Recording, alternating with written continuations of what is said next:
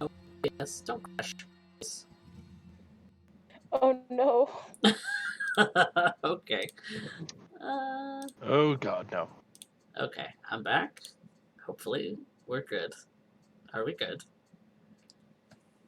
I hope the stream didn't suffer. So, here we are. But OBS. Okay, here we are. Cool. OBS might be having a fit. God, we're having all the technical difficulties today. Yeah, it's a first time for everything kind of a stream because of the simple fact that I had to start over on everything. So welcome everyone to the first episode of actually doing an attempt at video with my setup. We'll see if this sticks because my computer is having a fit. But yes, we are on episode 8 of season 3 of San Antonio by Night. And while it has been a couple of weeks, the fact of the matter is that it's only really been a sleep session since we last interacted with our coterie members. Today we have Velda and Urien, and the two of them are going to be looking into a few things today in regards to what has happened recently as far as what happened with Isabella. Last we left off, Amber had made the choice to introduce Isabella to Theodore Galvin, whom she didn't recognize at first, but after a bit of speaking with Isabella, the information that Galvin was indeed Camarilla slipped, which Isabella didn't take kindly to. In fact, she shut down completely and asked Amber and her entourage to leave. After a bit of scolding, it seems that Amber is not joining the coterie for tonight, and instead Velda and Urien are making up for it while she's tending to personal matters, it seems. Velda, what are your thoughts going into this new night with the realization that Isabella will spread the word? In fact, you're counting on it. What is going through your mind? It's certainly nerve-wracking. It was a mistake. And honestly, at the time, I wasn't quite sure what to do about it.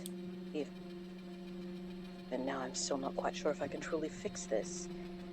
This could very well undo a lot of the work that's been done. Could also very well end up ending Urien's unlife. It's hard to say what will happen next. But perhaps, if cards are played right, we can pull her back on side. Although that might be a futile hope. Well, fingers crossed. One can hope that Isabella can be reasoned with, but who knows at this point? Urien, you know the Ventru more than any other kindred in this entire city, probably. What do you expect Isabella to do? And what do you intend to do about it?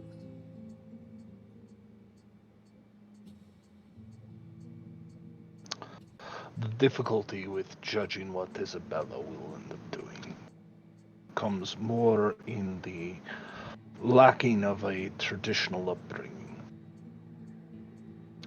Ventru amongst Camarilla are creatures that seem to defy my own standards.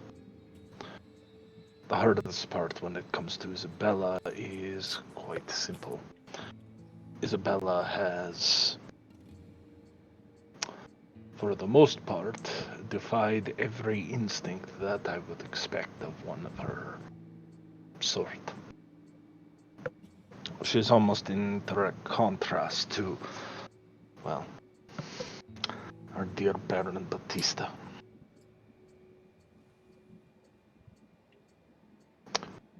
If I had to guess, she's probably already using channels to interact.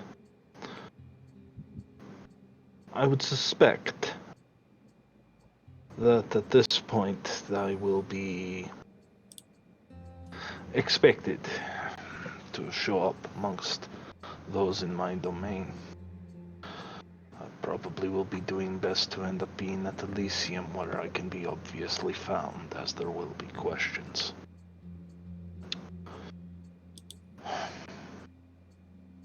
I am asking myself a very important question at this point.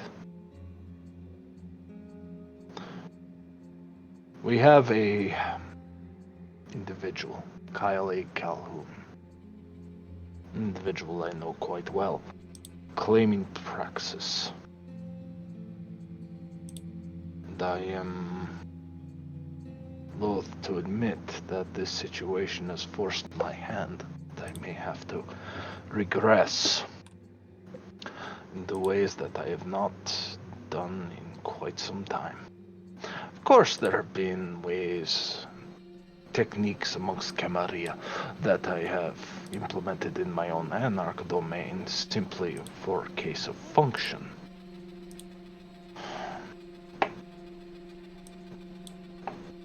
But now,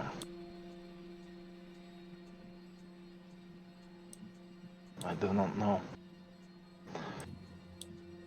All I can do is support my coterie, my students, and hope that my deeds speak plainly enough.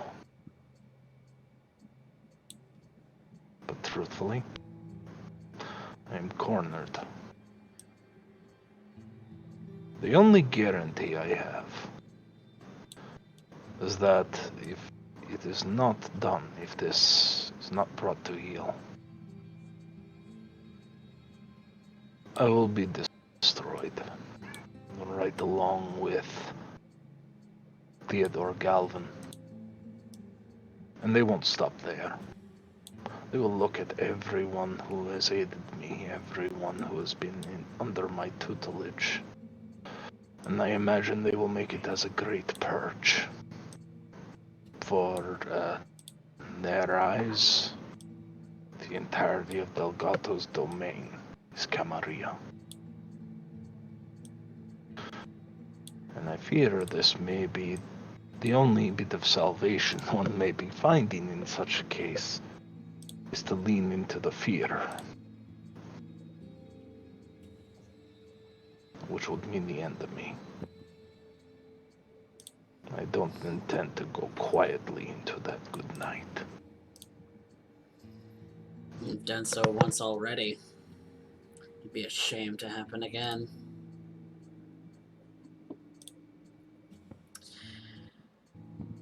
I would like you both to make rouse checks.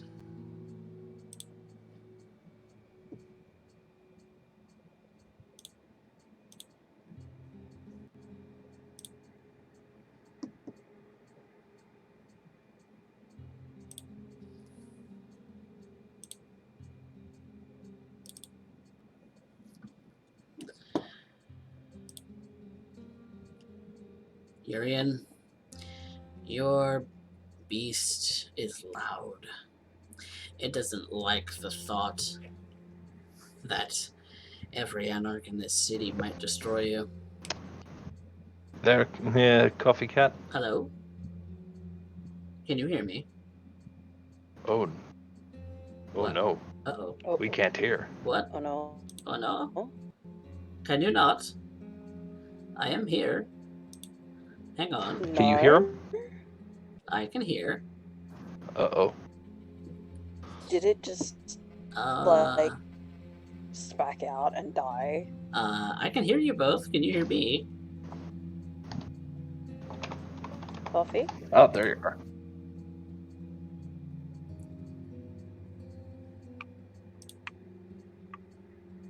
And he's back. Okay. So, Hello? yes, I'm here now. Yay! Yeah, I may have to fix something on these things. We're gonna just do without the video. It seems my computer can't handle that. So, Oh. oh well, It happens. it happens. So, well, bummer. So let me switch back to this. Okay, so we are seeing that Urien, your beast does not like the thought of your existence ending.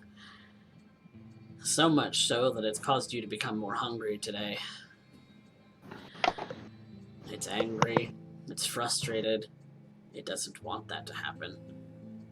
Because if you cease to exist, it ceases to exist. And Urien Doyle is not through with you yet.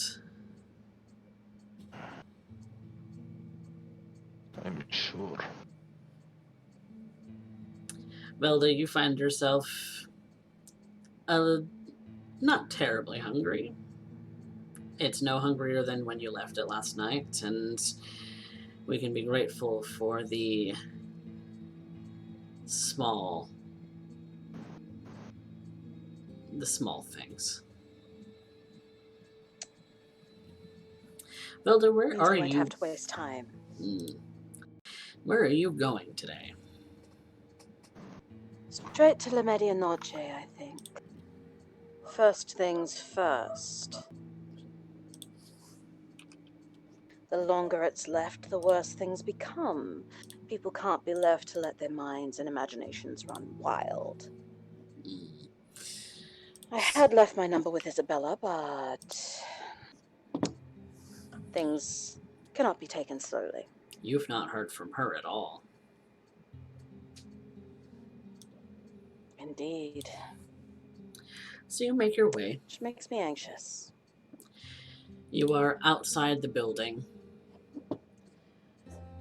You are kind of sitting there hoping that perhaps maybe she'll come out and greet you, but there's no such invitation at this point. No. That doesn't seem to be her style. So instead, I will go in. Sit at the bar, maybe order a drink. Maybe request to see her. Strangely enough, Dave, who usually mans the front of the bar, has actually barred you from entering. I see. Was there a reason given? You're not welcome here. You've been banned. Ah. It's unfortunate. And what of dear Benji? What about him? Is he still welcome? He's around. I see. Could you let him know I dropped by? And what was your name again? Velda. I'll see what I can do. It would be appreciated. Hmm.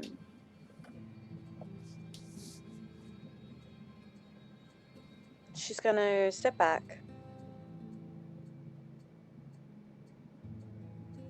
Because that was not what she was expecting. To be barred so...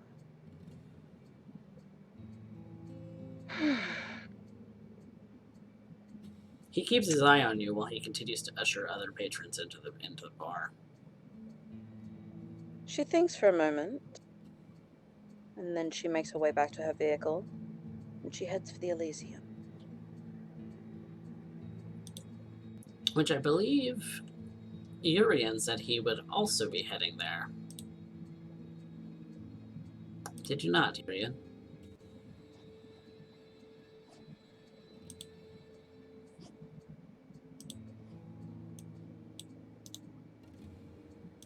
Urien, you said you were headed to the Elysium, yes? That is correct. Okay.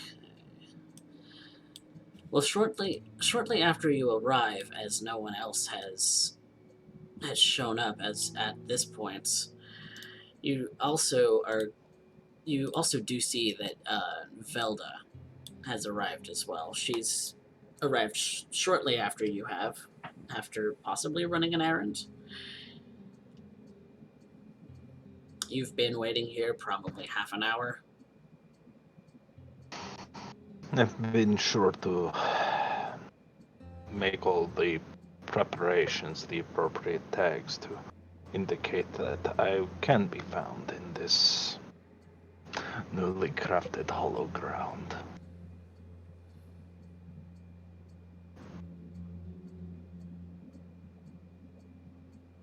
When I see Velda, I give a half-hearted smirk. I did not expect to see you here, Miss von Entgausen Altenberg. Mr. Doyle. Unfortunately, it has become a necessity. No doubt you've heard of the fumble last night? I am very aware of it. Yes. Well, it seems that my personal entrance has been barred from La Medianoche. And can you blame them? No. Fear. At this exact moment, I have no idea who will step through that door. Perhaps they will wish for my head. Offer the silver platter, perhaps to Jameson or Bautista. Or maybe they will simply end up seeing it as an opportunity to say, here is our greatest mistake, forgive us.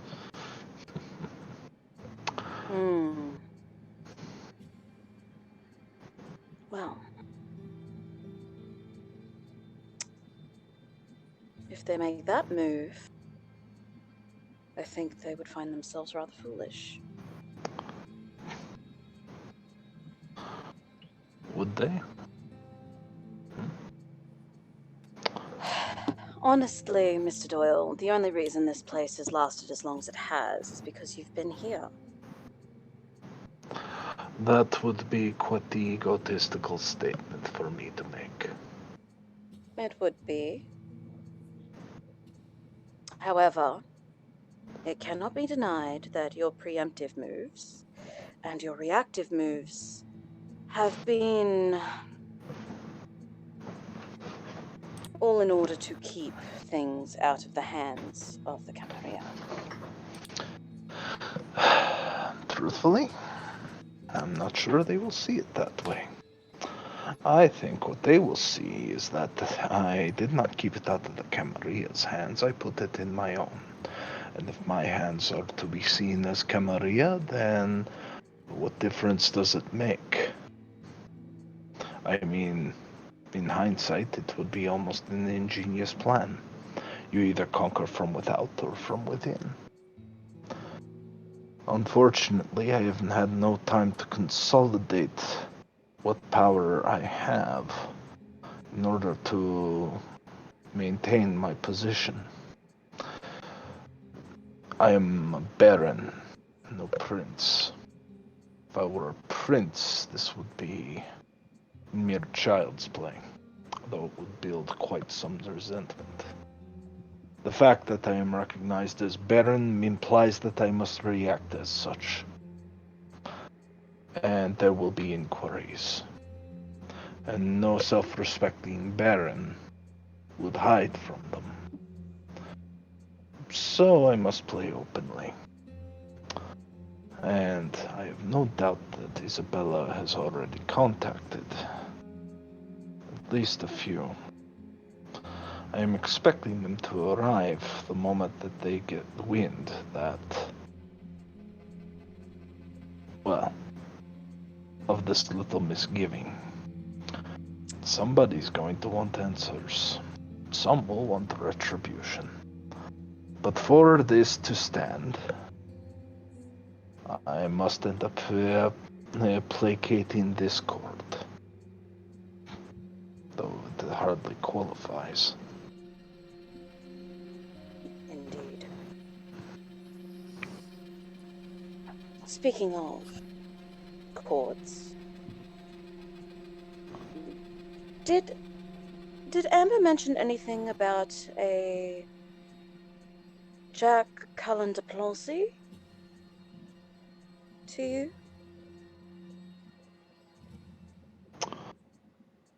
I believe the name has arrived once. What of him? Supposedly, he's the one watching over the airport. Oh, this will be fantastic. Apparently, his specialization is in demonology.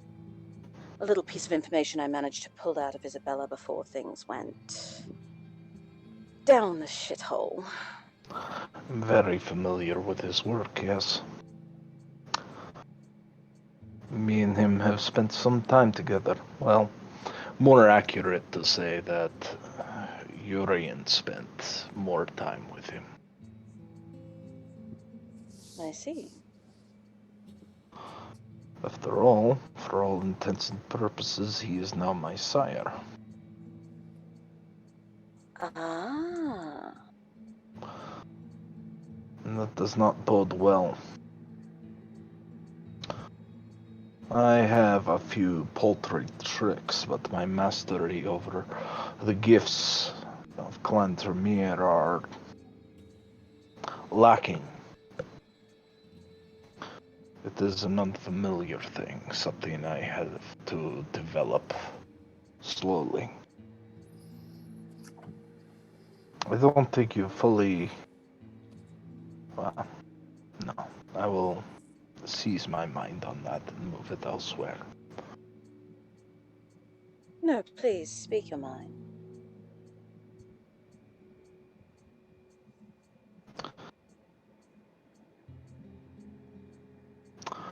At this exact moment, Velda, I feel as though I am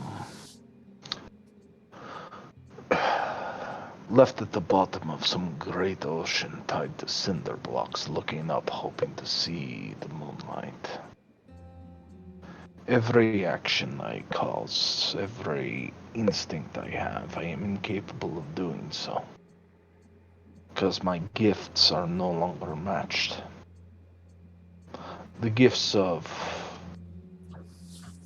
the accursed Tremere are not what I am familiar with. I had to spend quite some time in my first few years as Urien Doyle to be able to end up coming to grips just with them. But every ability I have become accustomed to, that is... I am lacking the gifts that I have grown accustomed to. This body is small and fragile, not like the one that I crafted for myself, which was strong, able to weather storms. My words cannot carry the weight that they once have, and I can no longer use my vitae to establish my, well, pardon the pun, presence. There was one time where I would have considered teaching both you and Amber the appropriate uses of your gift, one that we once shared.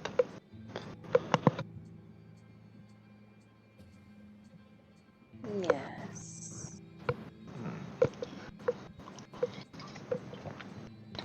But now is no time to squabble over such things. This is not the situation I wish to be in, but I can do two things. I can either cry out to the uncaring universe on how unfair it is, or I can do something about it. And unfortunately, my do something about it requires me to sit and wait. I do not like to be in this particular position. Nobody does. Yes, but you're not tied to this. Velda, you could literally walk out of this room right now. Go to Baron Batista. Decry the falsities of the so-called Baron Doyle. And you would be free.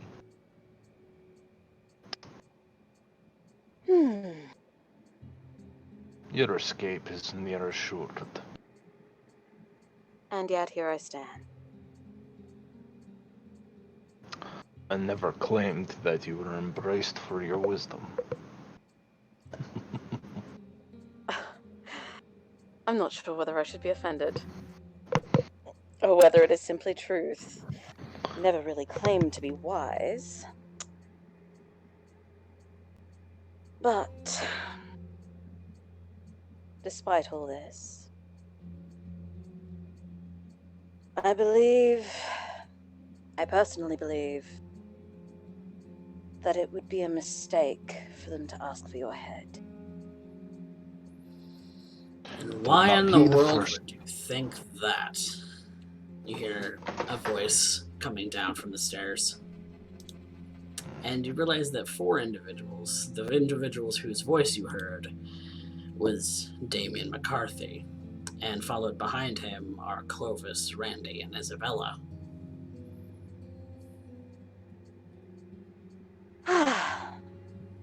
Nice to see you all. Although I wish it had been under different circumstances. The reason I believe that it would be a mistake to ask for his head would be that he's still of use. It's as simple as that. Of use to hand us over to the Camarilla? Has he, though? He's had ample opportunity for months. And yet he hasn't.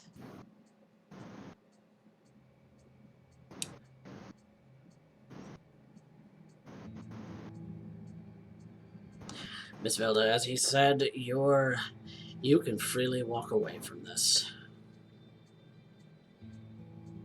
I can, but I'm not. Then let it not be said that opportunity didn't hit you on the ass when you walked out the door. Plenty of opportunity. But I do believe that you are also overlooking opportunities. Call it a young one, speaking out her ass, if you will. But connections within the Camarilla could be functional. If used correctly. After all, the Camarilla are not all entirely unreasonable. Some can be swayed to join the Anarch. Just the same as some Anarch can be swayed to join the Camarilla. Yes, we've already suffered losses in that regard. So why not inflict losses in that regard? If I might interject, Velda, I believe that's exactly why they are here.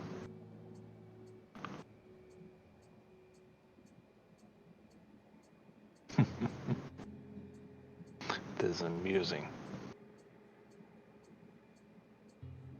Amusing, Mr. Doyle. Yes, please do go on. I love to end up hearing you discuss such things with Velda. After all, any words that come out of my mouth, you would not heed.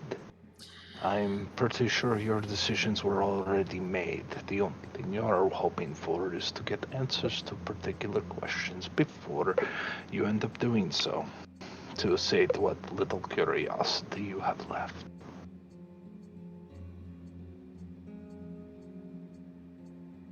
Where is Theodore Galvin? Close enough.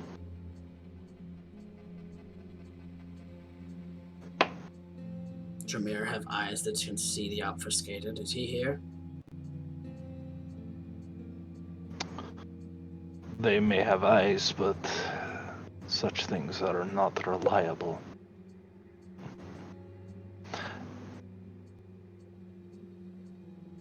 Perhaps I should... Well, no. This is a spectator sport, and I am on the sidelines at this exact moment. Please, Velda, do continue.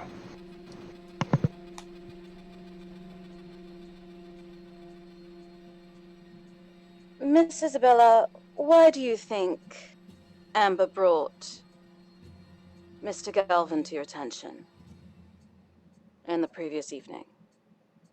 It was a risky maneuver, yes?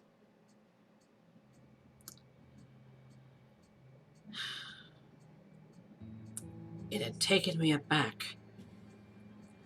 A Nosferatu coming into my domain uninvited is troublesome, much less one that's Camarilla. As if I wasn't paranoid enough about his intermingling in this entire city to begin with.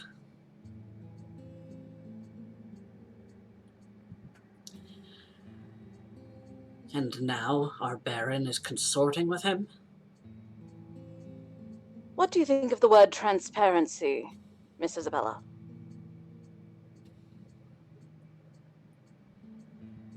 Transparency, as a word, means see-through. Exactly. Did it not occur to you that perhaps that was Amber's attempt at getting us all on the same page? After All on the all, Camarilla this room is page. full of great minds. Full of great anarch minds. Not Camarilla minds.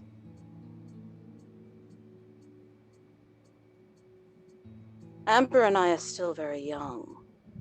Still learning. I have reason to believe that any Toreador will follow their flights of fancy.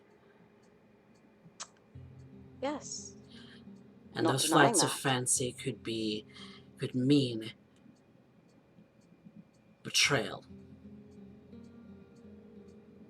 They could.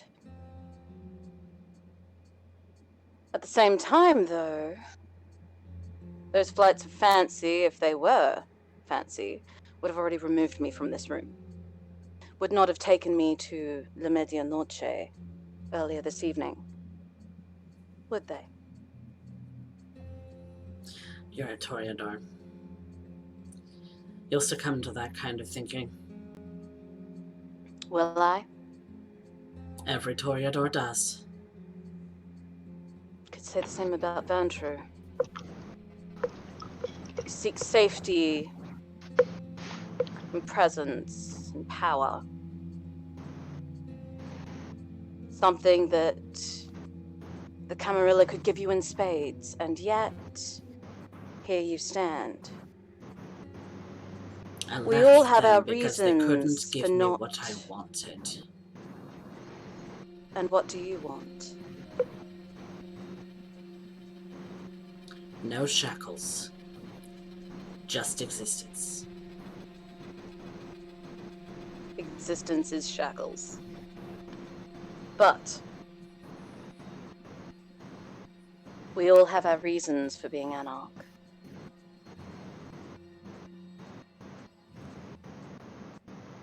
Not all of us are so quickly to be turned.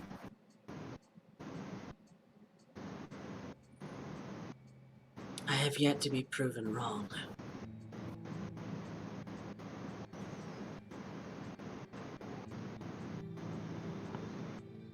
The reason I don't believe you should take Mr. Doyle's head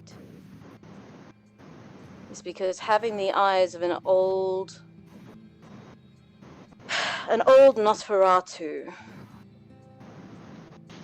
on our side, eyes, knowledge, learning, That he could can be be of feeding use. right back to them. He could. I don't want him here. None of us want him here.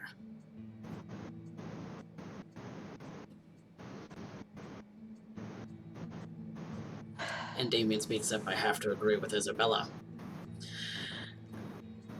An old Nosferatu from the Camarilla is danger in every respect. Oh, I would agree, most certainly. Especially Theodore Galvin, who I suspect, if he were to hear that the four of you speaking like this conversation would not be happening.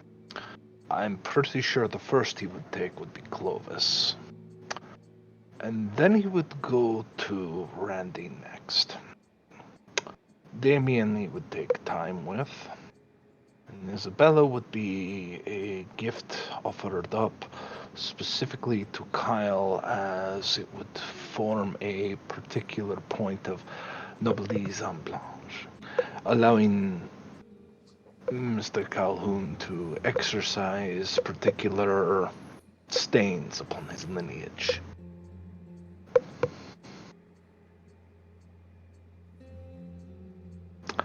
So I can most certainly understand that.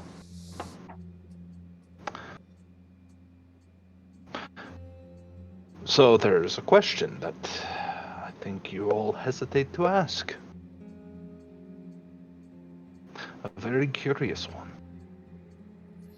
Why would a hero of the Anarch movement, Damien says, consort with Camarilla?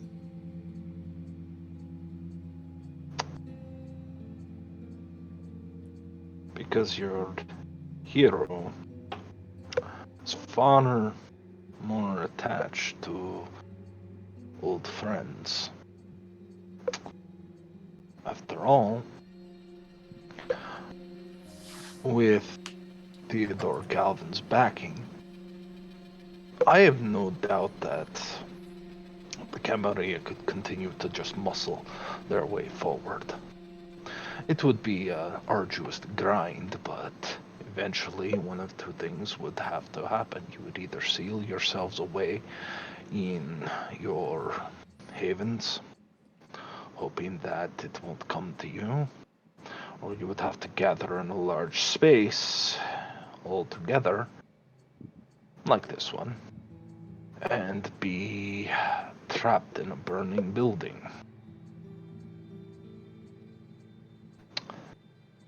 Funny how those things work.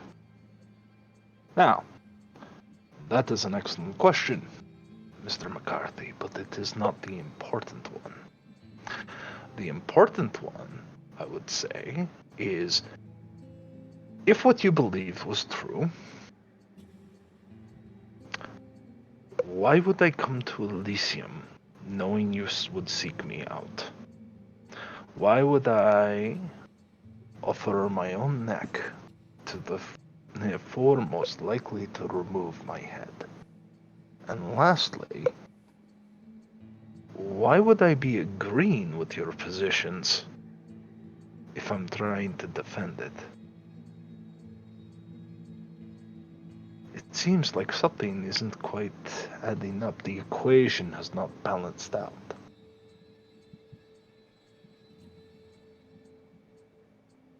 They all four kind of look to each other, and you can see on their faces that they're just as perplexed by this situation as each other.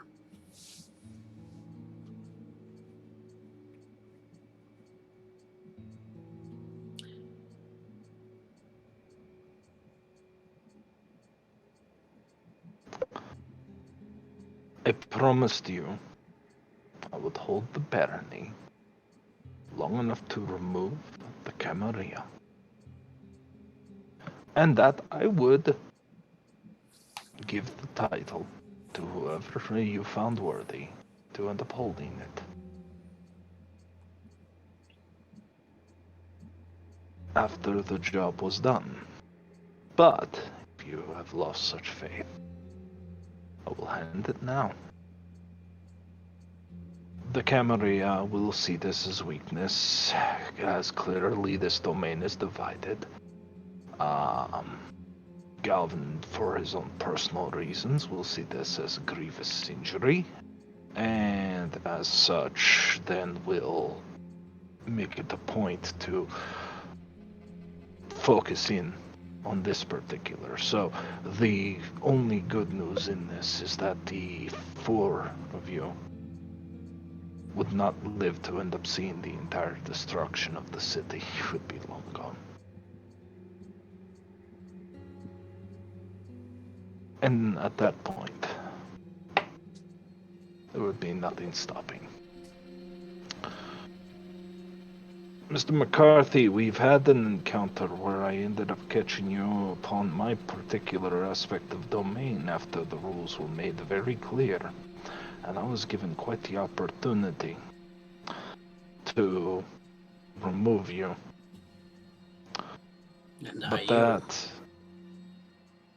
And yet we have not, though we might have our reasons for doing so.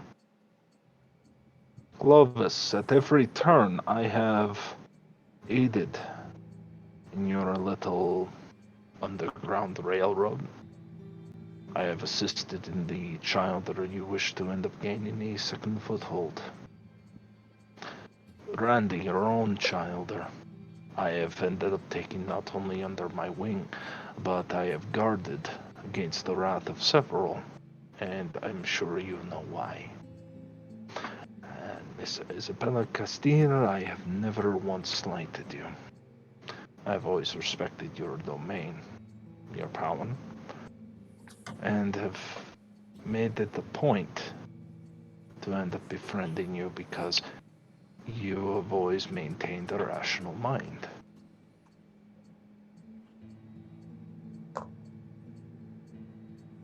Now, with that being said, you came here not to ask questions, but to get it done. I'm sure somebody has brought a sword.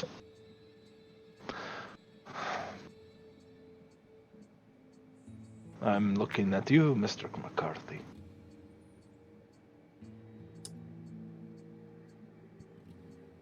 You see him reach for a bag he has slung over his shoulder.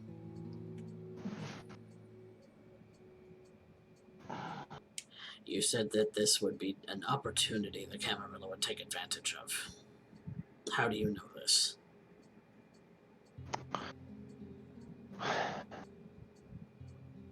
Because every member, in one fashion or another, that we have encountered, was a member of a court I held in highest esteem.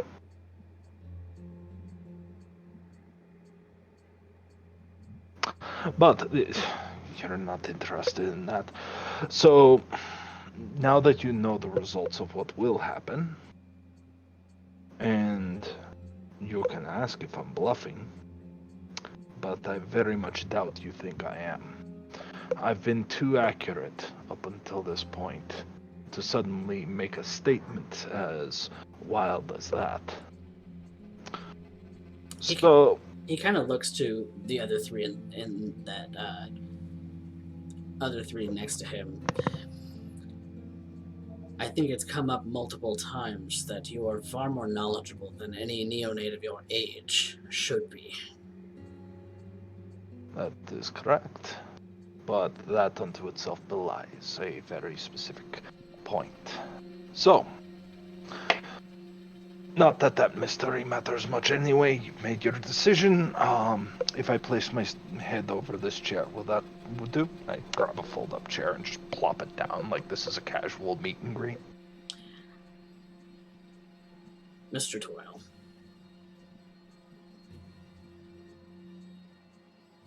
you are going to help us fend off the Camarilla, as you stated.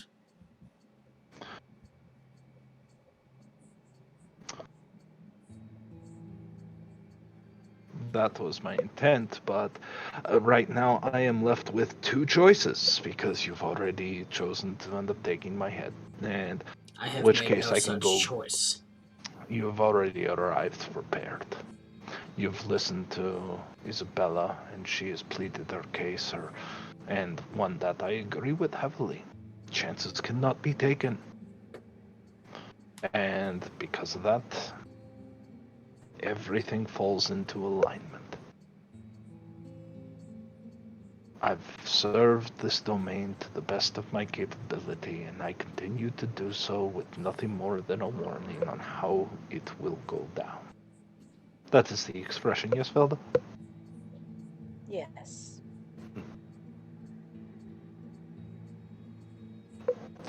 So, I have made no such choice. but you are the one with the blade, so I came prepared. In the good event for you. that someone else in this room would. Mr. Doyle, I do not trust you, Nor should you. and I will allow you to keep me in the loop as to what it is that you are planning in regards to why it is that you are consorting with the Camarilla, why this is so important to be able to fend them off and defend this city.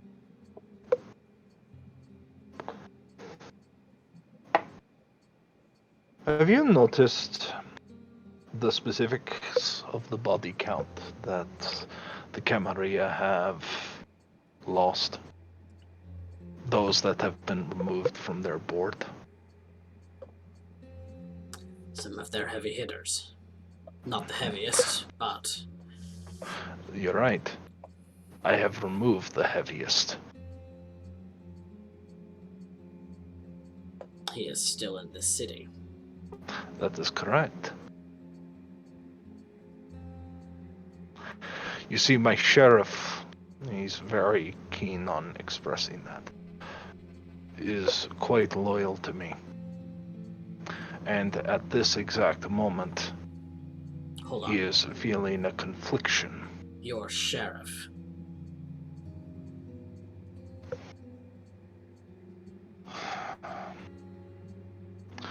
Yes, my sheriff.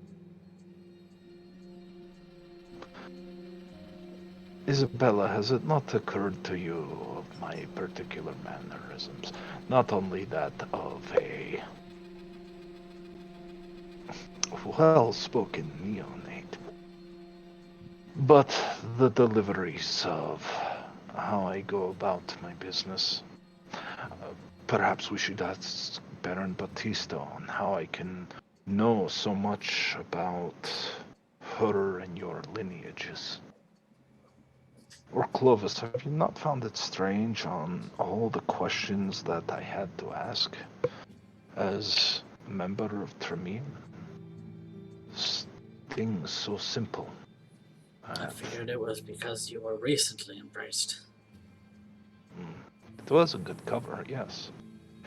Randy, has it never occurred to you that I don't leave a large body count for you to clean up? Despite a lot of the messy business I am involved in. Or Damien, has it never occurred to you on how efficient and focused I can run a domain? These are not actions of a neonate, are they? No. Not in their total. It's more older neonates, young Ancilla at the minimum.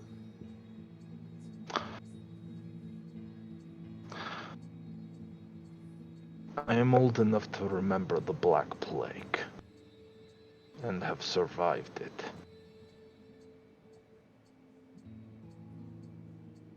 Then why come in under the guise of a neonate? Not by choice, I assure you. Though, how many of you would have opened your doors should I introduce myself improper? How many of you would have taken my head the first sign? I am curious, and that is ultimately the question that is raised. You see, my truest name is Marius Calhoun of Clan Ventru, child of Vedai Calhoun Corda, once Prince of Jackson, and now the victim to the Amaranth.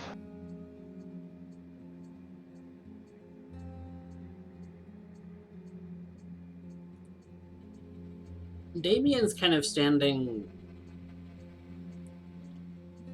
poised. He's not really reacting very much. Clovis looks rather confused, as does Randy, and Isabella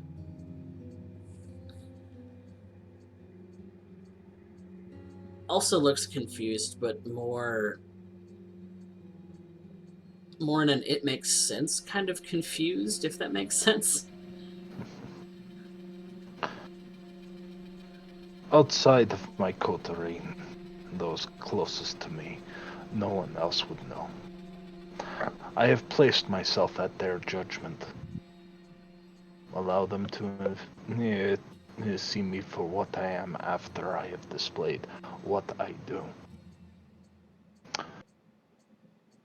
But to the four of you, you are outside observers. And it would not make much sense to advertise such things. And I have, every step, tried to abide by the code of the Anarchs of San Antonio. I have respected domain. I have respected your disregard of traditions, and have tried another way. And now I am forced into a peculiar predicament. I have two choices. I either allow my head to roll so you can take the barony back and hope for the best as I try not to imagine all of my students being massacred. Or I end up claiming Praxis, reclaim my name, go against my own great-grandchild, and hope that the Anarchs don't destroy me in the process, because I could not remain Baron without your support, and neither one of those options allowed to me relies on it. Because for me to continue this course is not something that I can end up doing without you. But the first rule, he looks to Isabella, is to allow the anarchs to remain free to make their own decisions. My orders has never been anything less than the maintaining of this one ideal. So, when do we get to the chopping?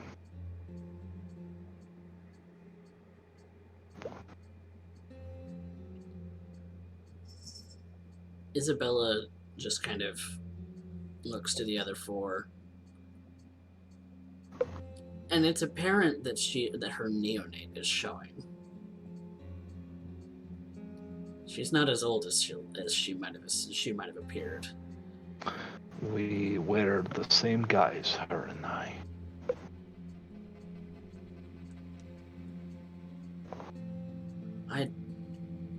You want to declare praxis? No. It is a motion that was forced upon me by your actions. Because I have no other way to save this city.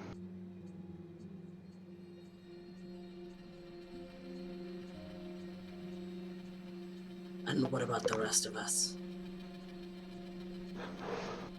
Let us hope that I can still win Praxis.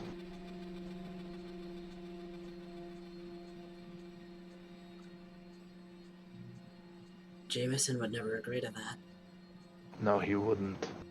But it would be enough to get Kyle Calhoun off of you. And I am not one who requires the support. I've been taking out his support structures one piece at a time. And my master stroke was to end up removing Theodore Galvin because he is a cherished friend and understands the value of loyalty, and he was loyal to his prince. And I will not put him in harm's way. So, rather than have him with me tonight, I end up removing him from the equation. So he did not have to end up watching the death of his beloved prince a second time. I would spare him that.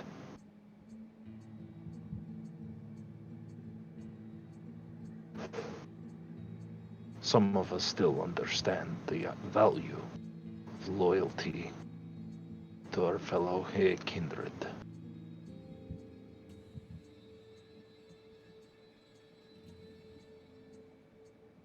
You all are looking for reasons to understand why would he end up doing this.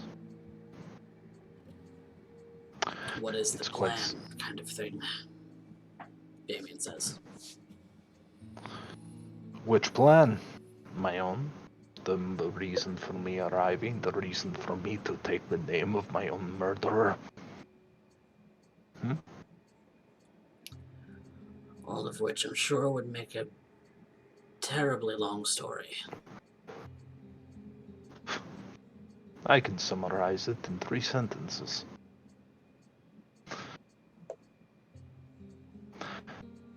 The plan was to get back on my feet, to figure out what I can do, to figure out who I am, and lastly, to end up finding out why.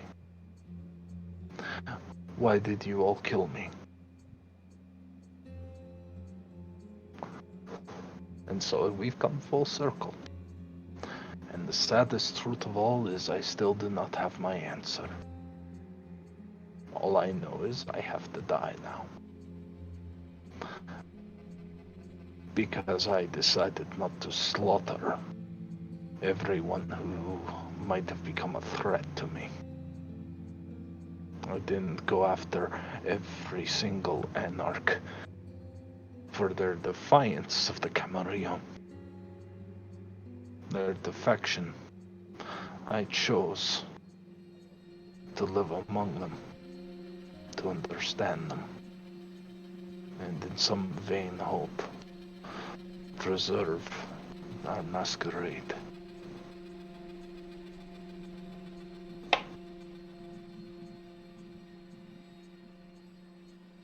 believe that is the last question. He sits in the chair.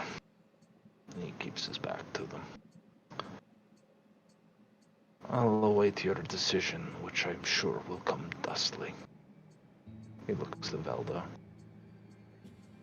He offers her a small smirk. A knowing smirk.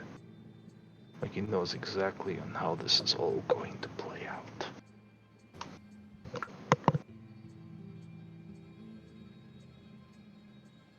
Velda takes note and she just sits back and waits.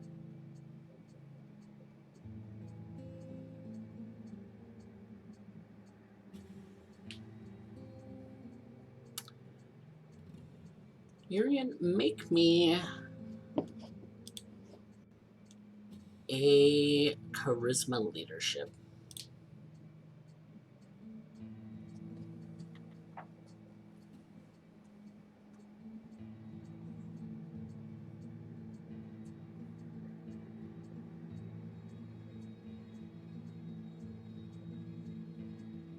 I am going to willpower that, as I really don't want to lose my head right now, and I just ended up putting myself in the court of public opinion. Mm-hmm.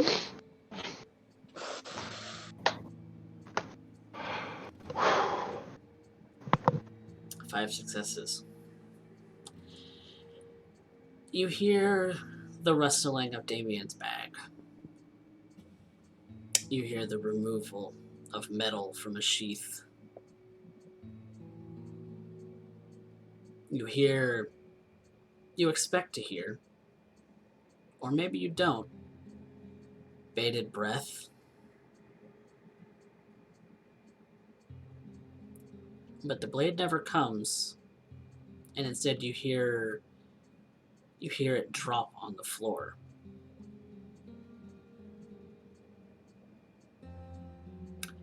You have a plan. I want in on that plan.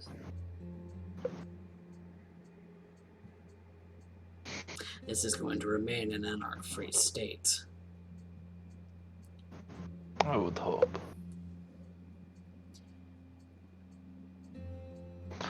Do you all share that mindset? Isabella is probably the one who looks like she's the most frustrated. And Randy may be second after that. Clovis is as stoic as he's ever been, and Damien, well, he dropped his sword.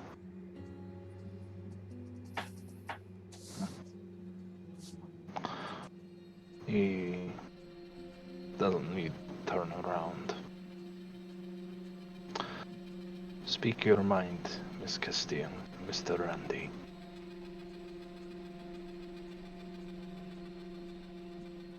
I understand your frustrations. I would hear them voiced. I left the Camarilla and was basically succumbing to my own fate when I took Benji.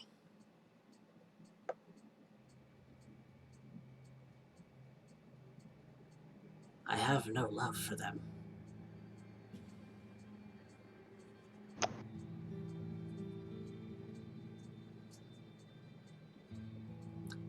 So what you're asking me to do is going against every grain of my fiber of my being.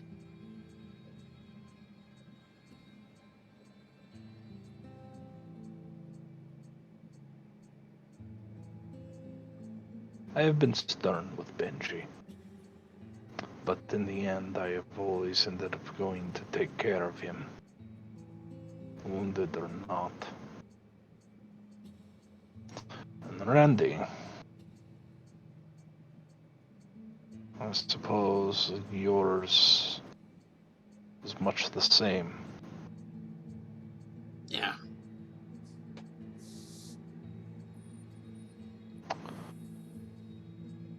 If you do not trust me, then I cannot remain Baron. I refuse a title that is being enforced in fear. That was given out of trust, and the trust was that I would do all I could to remove the Camarilla. If you do not believe I am capable or willing to do such, then I would renounce that title. If you are who you say you are,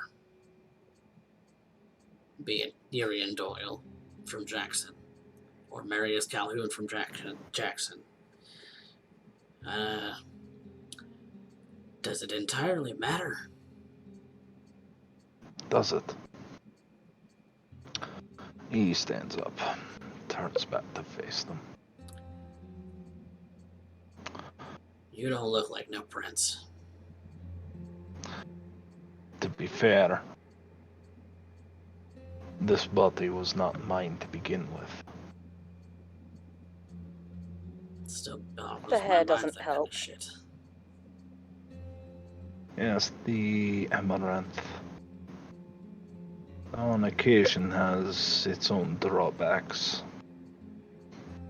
Honestly, I would have put Urien Doyle to death for such things. Alas, I believe that his final spat at me is a dramatic irony. You want the plan, Mr. McCarthy? Yes. I have removed the heavy hitters. Not only have I removed many of them, I have gained one. One that will end up will not interfere one way or the other. Neutralized. He won't act against them. But he won't act against us. Best of both worlds. And the sad truth is that could you end up enacting against anyone in this room, even if you were turned, if you have a shred of loyalty, then you would find the same proposition to be the only thing that would be even remotely acceptable. But without their heavy hitters, our time is short. They will be looking for more.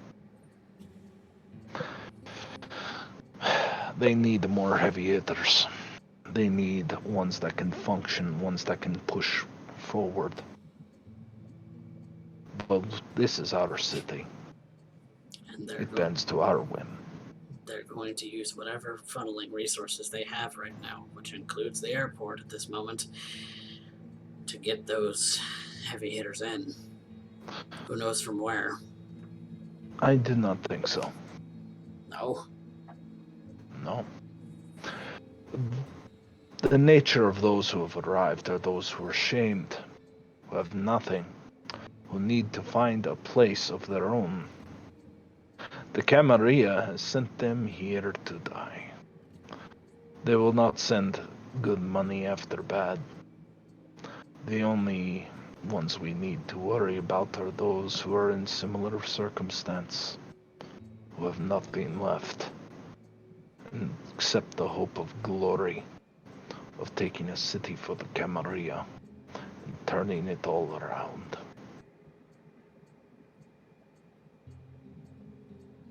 The desperate. So, The desperate could get messy. it could. So we must take the airport.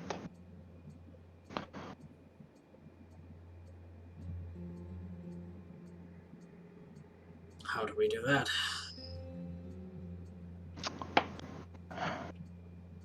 There are two individuals that we must end up removing from the board. The first comes down to Jacques Colon de Plancy. The second is Ashley Sanderson. The traitor. Yes. Ashley has some power, but is not capable of wielding himself in the physicalities. Jacques de Plancy, on the other hand, is a sorcerer of great repute, demonologist, and he himself has wished to end up learning a thing or two, but they are responsible for the airport.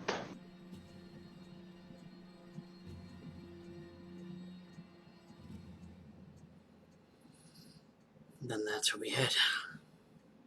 Yes. But we need to hit it in a way that makes sense. One that allows us to oust Ashley Sanderson. He's gonna be a hard one to uproot. Is he now? I'd be more concerned with Jacques Colin de Plancy. De Plancy is new to the city. Sanderson is So, not. Yes. And I would much rather Ashley Sanderson not end up having the opportunity to school de Plancy on the nature of the city he does not know. Agreed. Could you imagine powerful Tremere with knowledge of the city?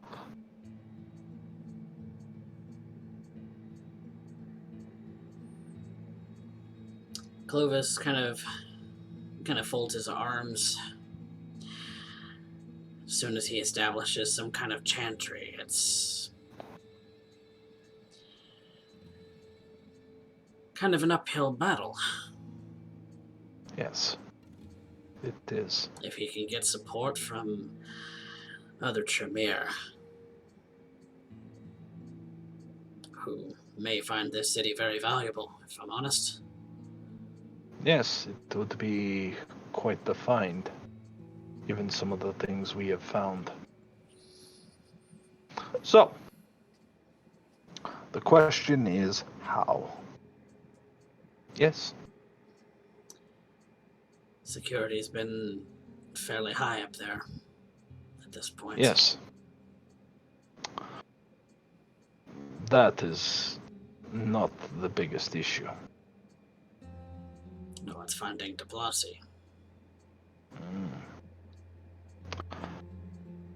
Or Sanderson. Or Sanderson. Sanderson, however, is more known to us.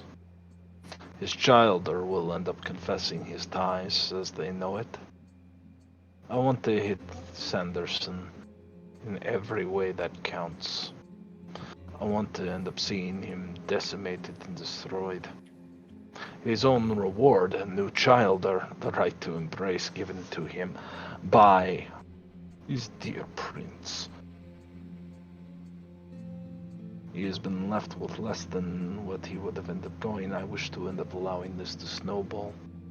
I want to hit Ashley so hard that he'll become desperate. And I want him to know exactly who to blame.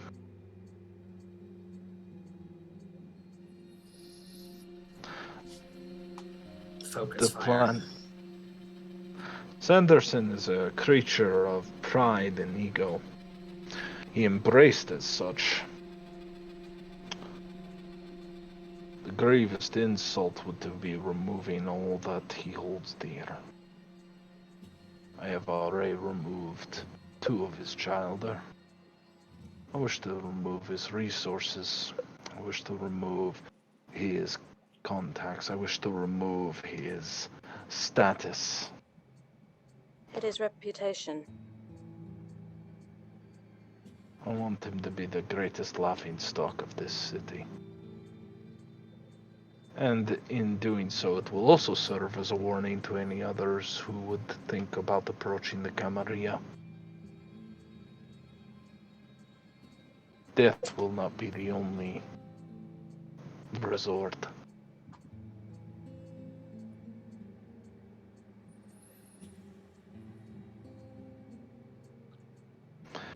So, Perhaps Perhaps placing the word in the ears of a few of the Toreador in the region might help.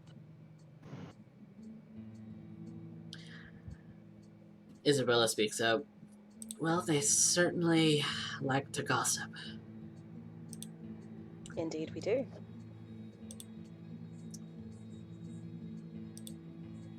And if Especially since Mr. Sanderson's business is within the fashion industry. it is primarily. Well, not primarily. He's since taken a back seat to that since Amber's been his primary model in that kind of venture, but he's taken more to influencing the city. In what Of realms? If memory serves me correctly, he's influential in the Fortune 500 companies nearby, and in the Fantastic. transport industry.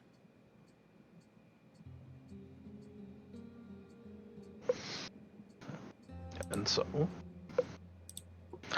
I think we need to find a new curator to such things. Any takers?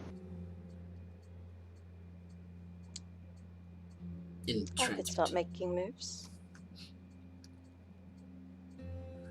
In transportation industry, that Clovis is, well, might be a little tricky, as most of my influence is in the underground. Double dipping into the above ground might be a little tricky. But you are the more experienced in doing so. I know how to move people and objects.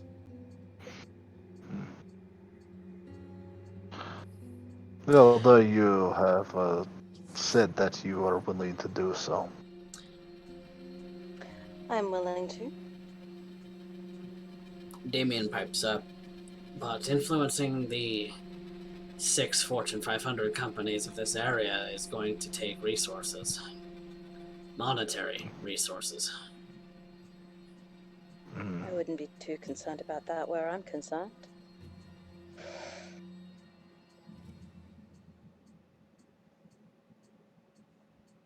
You have financial backing. I have my own finances. And I have recently been dipping my toes into the real estate market in the area.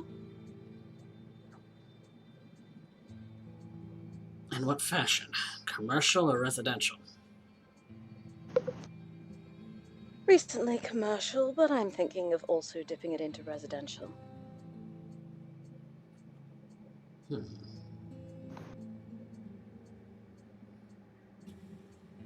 That might be useful.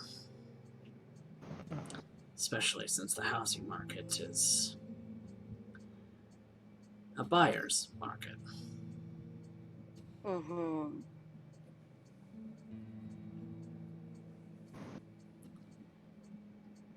I was thinking that owning of real estate may be helpful in the sense that it gives them less places to hide as well.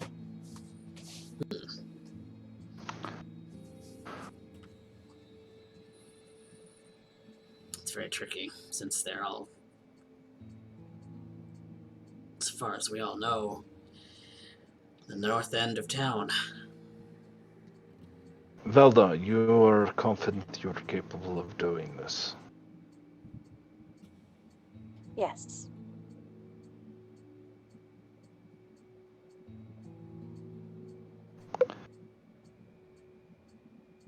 Miss Castile.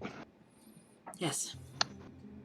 You've done me the honor of allowing me to end up teaching your adopted child there in Benji. And given recent circumstances, trust needs to be rebuilt, bridges rebuilt before the Camarilla realizes how broken the foundations have become. In this I would offer you Velda to be taught the graces and charitable natures. You have the understanding on how to end up keeping a business afloat. You have the understanding of greater politics and how to deal with kind. I believe that this child would benefit from your wisdom. Young as you may be, I've come to admire your insight on it. And I hope at this exact moment you are appreciating that coming from an elder.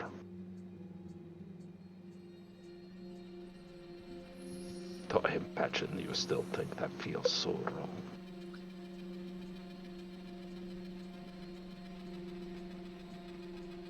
Everything about you is so wrong. And yet it is the life I must live.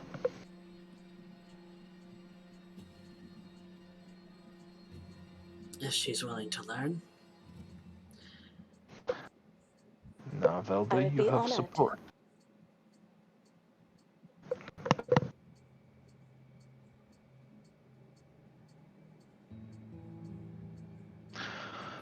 Well, I reach down and grab hold of the blade that McCarthy has dropped. I flip it around and grasp hold of it by the backside of the blade, gesture the handle towards Damien. And he takes it and sheaths it. And places the sword back in his bag. I want you to all remember this opportunity you were given. And when you begin to doubt, I want you to remember it, well, a bit of trust given and hopefully reciprocated. Do these actions so far meet up to your standards, my advisors?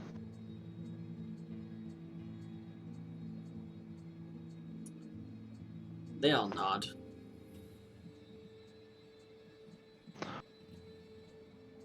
Would you consider the formalities at this point to be finished? Formalities are concluded. Fantastic. And to be honest with you, I feel so much better. I can speak freely now. It is so difficult to not refer to you all as my primogen.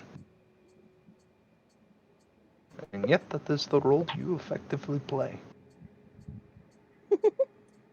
All of them kind of furrow their brows a little bit. Except for Clovis. He just kind of cocks a brow and thinks, huh. He's perhaps the one former Camarilla that you're aware of in this room. It is a title I still have some respect for. And when I think of you as such, it is not meant in any way as insult. In fact, quite the contrary. Primogen are counsel for wisdom, insight, offering knowledge and expertise in things that this Baron would not know. Randy kind of shudders. That word just feels dirty. I can understand that. The hatred in this city for Camarilla is strong. My intent when I was speaking to you was no jest. I intend to galvanize it, forge it into steel. The only problem being is that some people's opinions are starting to sway. Whose would that be? Some of the younger people, such as Christensen and Jensen, they're starting to wonder if going back to the Camarilla is better. But I can see the appeal. they left Camarilla in Norway, was it? Sweden? I forget.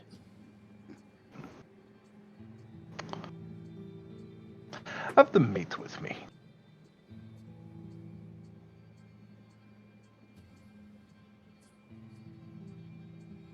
They've been kind of holding up in the hidey holes, so the only reason I know that is because Jensen occasionally makes his way out.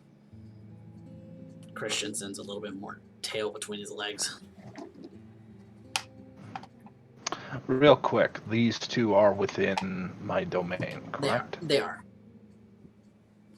Tell them that their Baron has summoned them on matters of great import.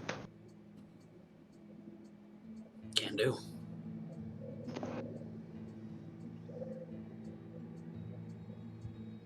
I will stem the bleeding on that side. I will be the shield. Velda, you will be the sword. And you four,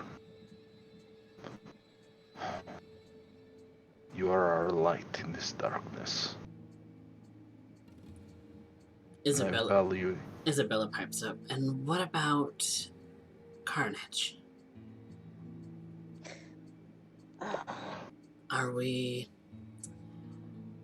conscripting him?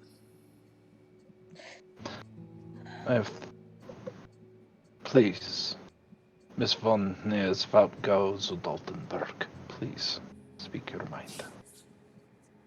Just the prospect that was brought to our attention. I'm not sure if I should speak freely on it.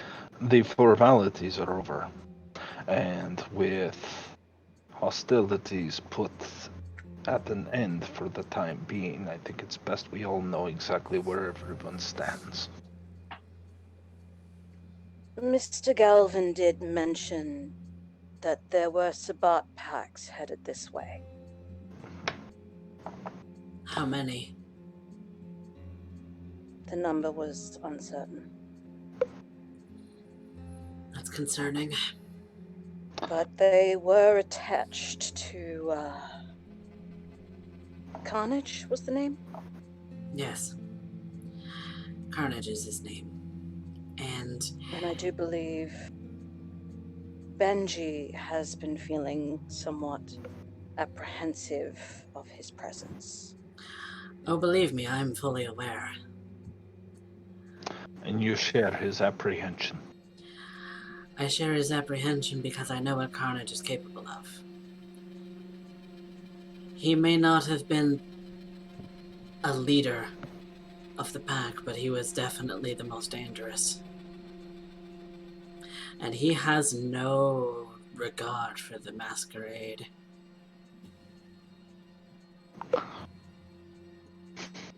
He can be convinced to keep it quiet momentarily, but not permanently.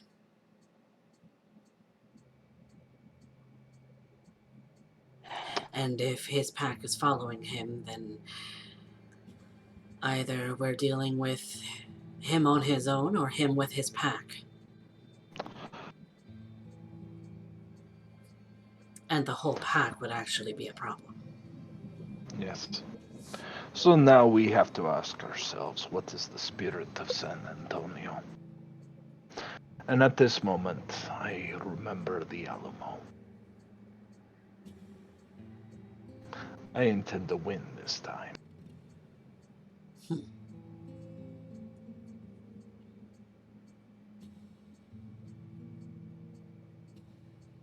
The Camarilla on one side and the Anarchs on the other.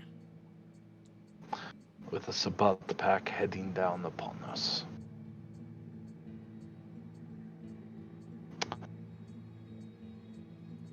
A When pack it comes descended down, from a very prestigious line of Sabbat leaders. If memory serves me right. they're Sabbat. If they are lucky, they know what they are at all. Uneducated, foolish, reckless, wishing to end up becoming debased. To welcome them alongside us is to end up saying that we end up casting what we are aside. We would no longer be chained by Camarilla, we would be chained in a faith built to destroy. And bluntly, Isabella, I like your barman too much to imagine you being forced to end up slaughtering him and dancing in his innards in order to appease a pack. No, I had enough of that in Amarillo. And so I will have nothing to do with it. Allow me a moment, and I will arrange a meeting.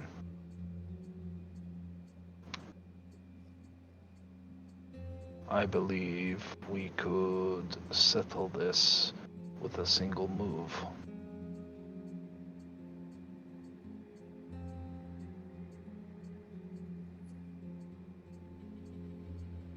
Arrange a meeting with Carnage. Or someone Yes. else. Okay. He knows where to find me. Is he aware of my ties to Theodore Galvin? No. Keep it that way. I have every intention of doing so. Now, I will be, as you wish to end up knowing, the forthright. Galvin will not end up interfering in our business, but Galvin is, by his very nature, a sheriff. Hearing that the Sabbat are coming, his natural inclination is to put them in a no-win scenario. I intend to allow this to happen, specifically to end up making sure that the Camaria's resources are not focused on us, but on themselves. The Sabbat are a cudgel. Let them be used as such.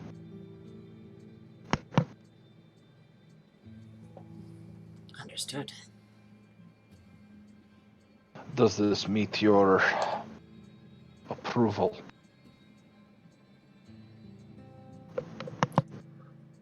It'll be arranged. Very well. Until then, I would like to end up speaking with these two fledglings. Velda, you said Yes. that you have the confidence to perform this task. Go with Miss Castile and heed her guidance well. She will be able to guide you through the more difficult and treacherous waters. But in the end, consider this a trial. And I hope that it goes smoother than the last. Of course, Baron Doyle. For those of you who are still curious or feel they need to speak their mind, I will remain here at Elysium. I am, at least at this moment, your Baron. And your Baron does not hide. I hope tonight has proven that. Randy, Damien, and Isabella nod, and Clovis looks as if he's going to stay behind for a moment.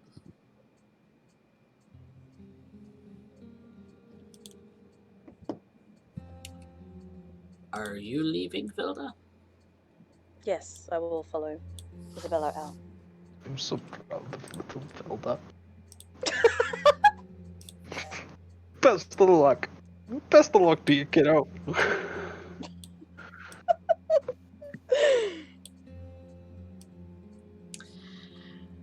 Clovis kind of lets out a little bit of a heavy sigh.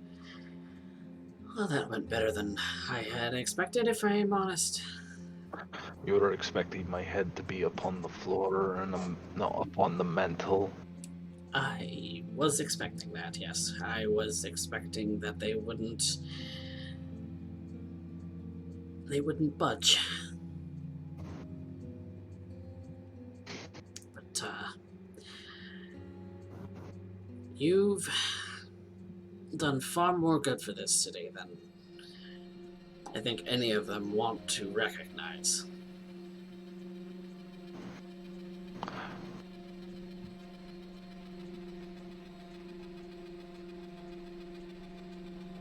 This will probably be uncomfortable for you, Clovis, but you've impressed me for one as young as you are. Yeah, I am kind of young. Old by this city's standards in many cases, but still very young.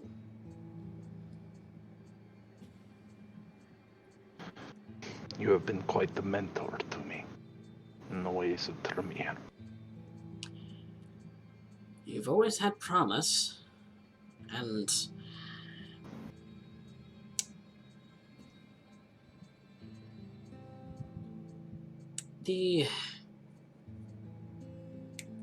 after Vienna fell, and everyone was scattering and trying to figure out how exactly to do things, it seemed, for me, it was new scenery that would help me to collect myself and be able to figure out how to be a Tremere again.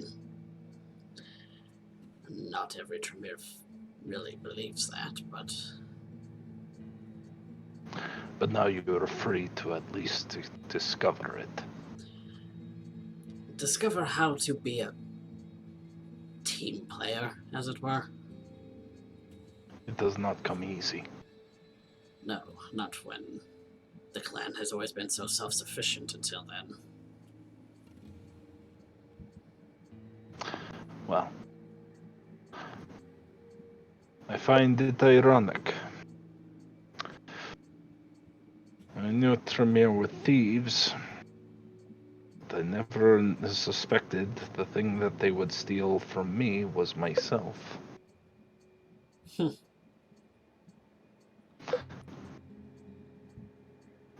It's funny how these things work. It is. When Isabella came to me, I couldn't believe what she said.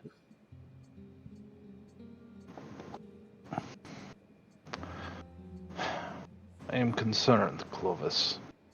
This is the most open I have been with this. May I use more comfortable terminology that may disquiet you? Certainly. You do me great honor. This is the most open I have been in this court. I do not like being open. I do not like being known. I do not like being measured. It is one of the few advantages I had remaining, was that you could not account for how I would know things, or why I would approach certain problems. Now it is unknown. Yes, because as a prince, the hierarchy protects you. There is no hierarchy in an anarchy. Yes, you would think that. But the truth is that this city has a hierarchy. Don't let anyone hear you say it. They do not wish to see it, which is to my benefit. I work well in structure, As do but I. I do not allow them to end up saying that I use such structures. For them to say it, they must acknowledge it. For them to acknowledge it is to find an uncomfortable truth.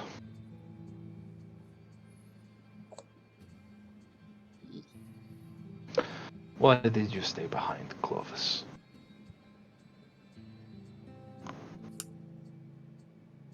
Mostly to just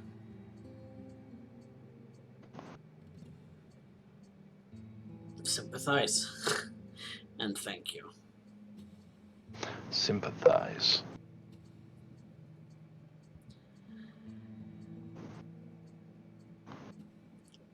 I don't know. I was concerned that I would lose a fellow Tremere.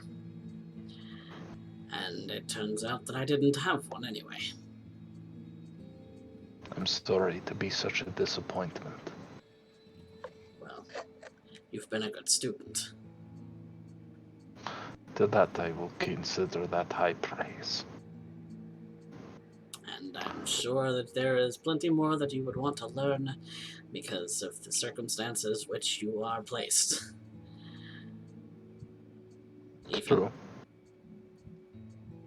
can't say that I understand it, and I don't have a chantry to research it. Diablerie is messy business. As I've been told. I can tell you this. Urien Doyle tried to swallow my soul. In turn, I swallowed his. So now I am operating inside the body of a murderer. And I am left the unholy craving that he placed upon me. The curse works in mysterious ways. This was some Tremere blood magic I am not familiar with. Some sort of ritual. A curse inlaid on itself. That he placed as a fledgling. You understand my concern on this. I will become more a beast the more I feed upon mortals. And so now you know why it is. Now you know why it is that I feed upon thin blood, and why it is they serve me. This domain shelters them. They become my strength, and I become their guide. It is a parasitic, symbiotic relationship I must maintain. But I was not lying when I said that the strength of this domain is my strength, and I its strength. That is a very real approach. I suppose in some senses quite literal.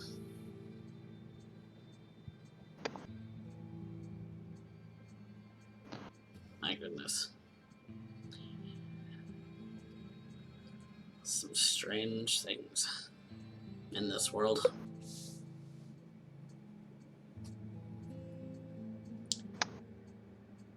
True. But we are at the point now where all we can do is go forward. I must maintain this momentum, and as such, I need to find these two that wish to end up leaning towards Camarilla and know their true minds. Yes, they originally came to me from the Camarilla in Europe and were evading Christensen's sire, if I recall. And I would imagine that being on the fence about such things is no easy matter in regards to him if he's wishing to avoid her gaze. Because as soon as he rejoins the Camarilla, he's going to eventually be known. Word will get out that he's here in America, and she might come for him. Or he'll be sent to her. Or sent to her.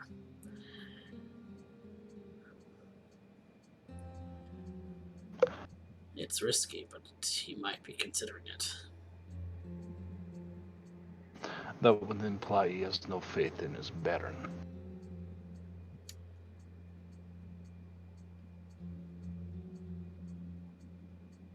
Perhaps that faith is the angle you could work. Perhaps.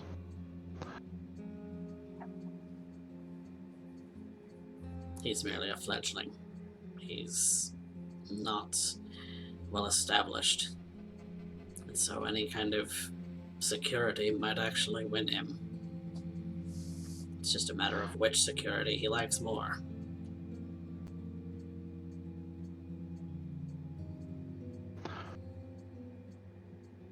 Clovis, I mourn that you were not embraced Vintry.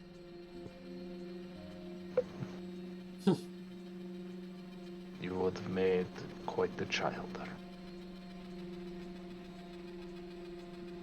Oh, being Tremere is not all bad. Well, I suppose that is more me repaying the compliment.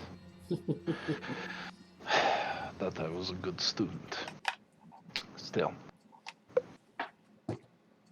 If there is anything else that you need, allow me to know it.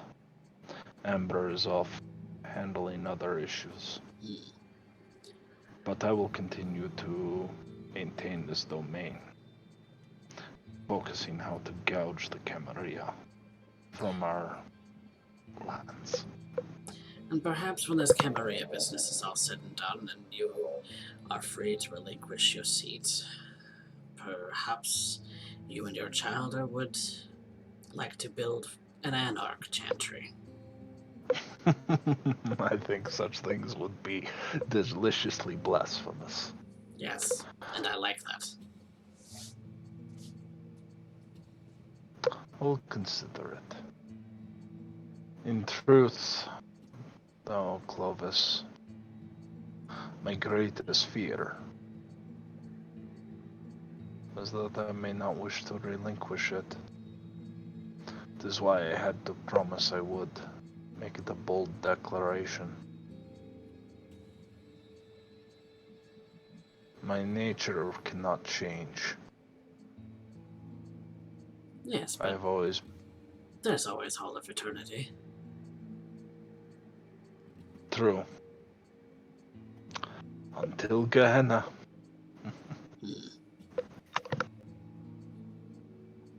If the myths are even true. I have no doubt that they are.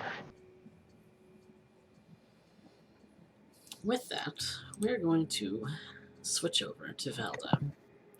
Velda, where were you headed? She was told to go with Isabella, so that's where she will go. Okay. Isabella's making her way back to La Medianoche for now, and will allow you entry past Dave. And he looks at you, both very confused, but she's the boss. And Velda gives Dave a wink as she passes and holds her finger up to her lips as if to say, shh, don't ask questions. and he simply just shakes his head and allows you both in, and she kind of leads you towards the back.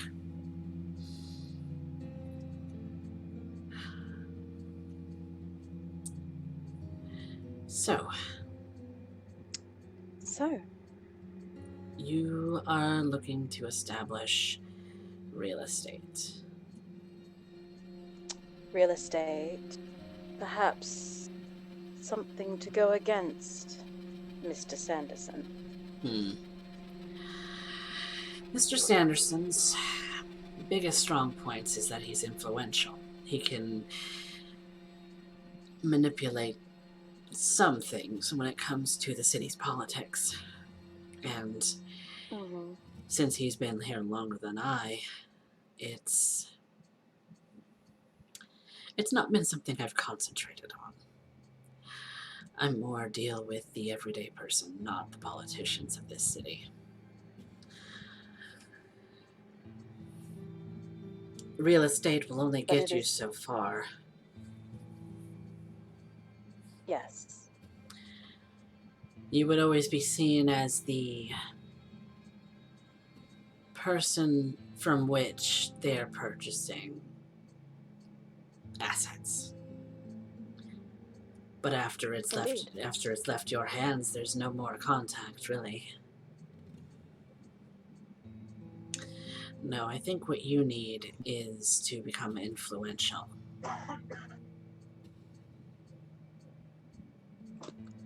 You speak as if you have an idea.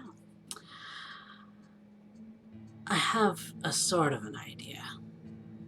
As my own flair for the people drawing is not my strongest suit. In fact, it is one of the things that I've neglected. But leadership doesn't necessarily require the flair of the blood. It requires the flair of personality. Something which I've noticed you carry in spades. I'll take that as a compliment. It's intended as one. How good are you at convincing others to do exactly what you want and wrapping them around your little finger?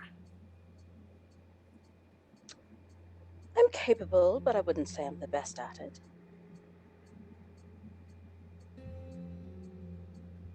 Do you think you can get a free drink? Is that a challenge? Of course it is.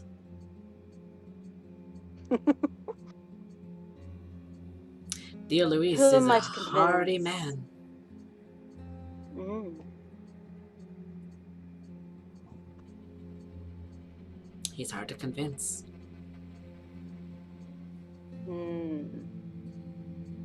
That should definitely be a challenge then. All right, I'll give it a go. Okay. So you make your way back out to the bar and she follows you. And kind of watches you. You see Luis at the bar. He's serving drinks to other patrons.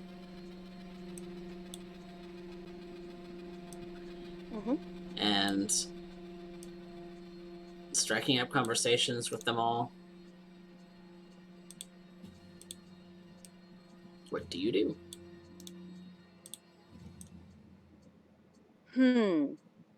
She's going to slide into a seat at the bar. Maybe join in the conversation a little bit. Mm-hmm.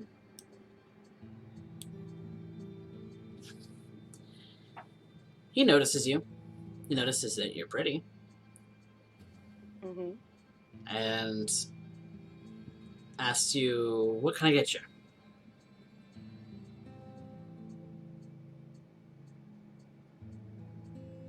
Tall glass of whatever you are. And she gives him a wink. I would like you to make me a charisma persuasion plus looks. Charisma, persuasion. I do believe that's a +2 on my looks merit. Because you have the 4 dot.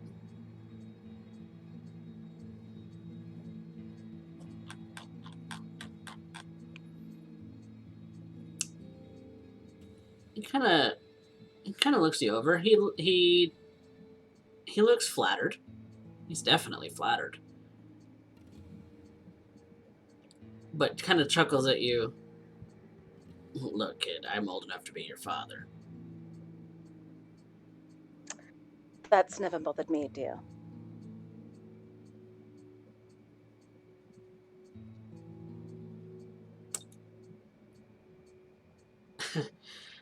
I'm flattered, but are you want a drink? Yes. Why don't you surprise me? What you like?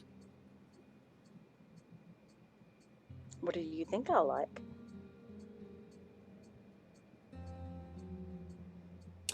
Something that doesn't come from this bar.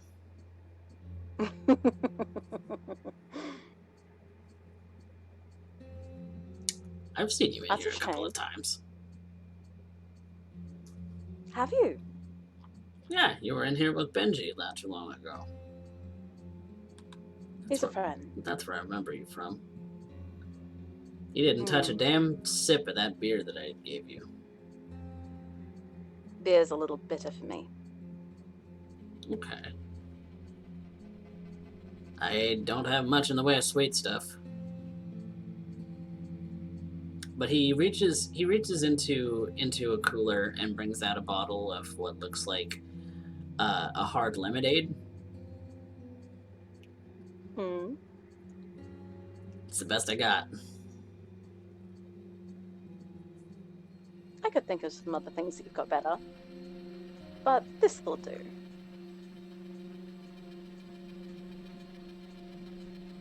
And what do you do with it? She is going to take a sip, and I do believe that is a rouse? You do have to rouse to be able to keep it down.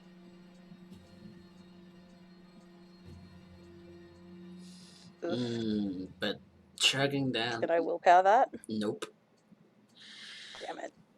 You allow the blood to course through your dead flesh to give it life, to brighten it up, give your cheeks that rosy glow.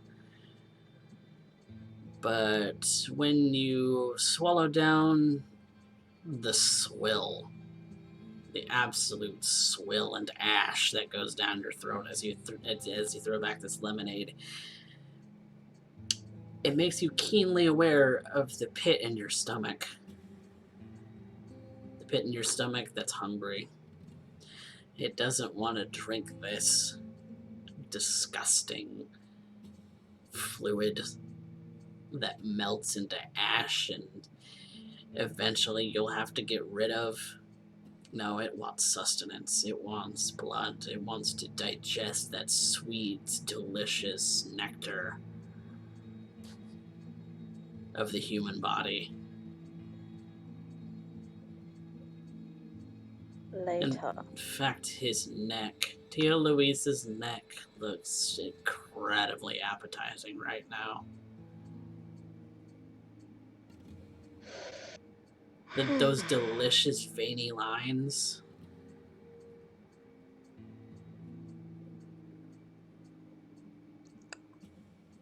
When do you go on break?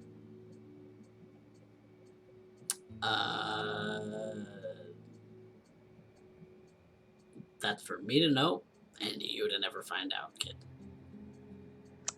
Damn. Are you married? Yeah, actually. She must be very beautiful. Prettiest damn thing in the world. And I love her to pieces. Oh, that's sweet. Is he actually wearing a ring? Make a wits plus awareness.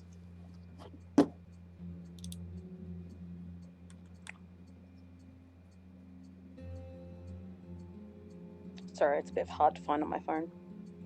Yeah, I forget that you're on mobile.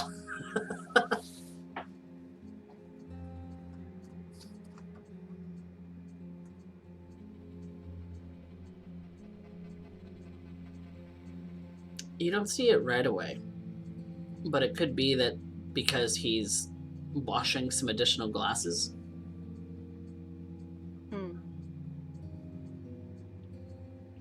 You should get a chain.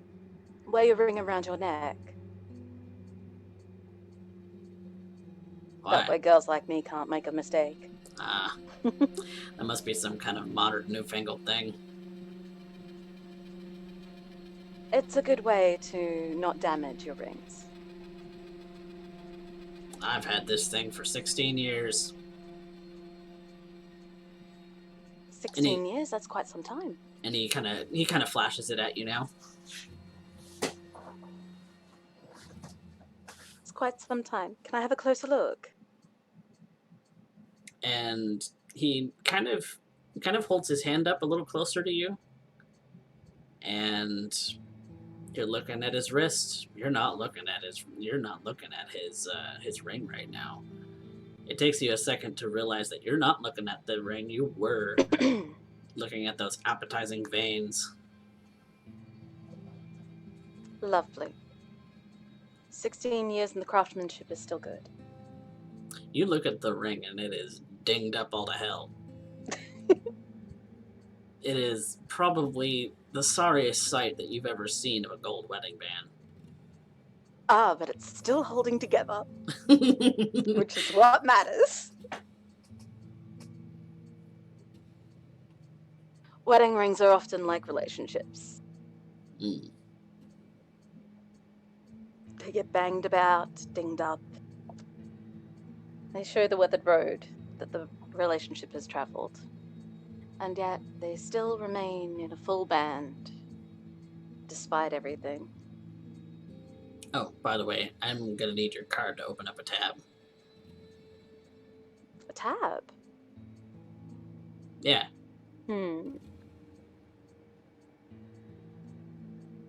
Or your ID. Don't have an ID on me. You had to have given one to Dave when you walked in. I walked in with Isabella. Uh-huh. Well. Very well. Unless you got cash. She's just like, you know what? Sure. And she just pays it. And do you offer him a tip? Yes, actually. How big of a tip? It's only a couple dollars for this. She drops $5 on top of it. He kind of pockets the 5, takes the other couple for the drink, and nods at you in appreciation. Have a lovely night, Dave. It's Luis. Dave's at the front door.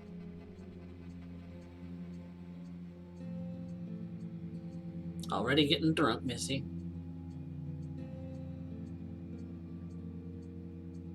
Hello?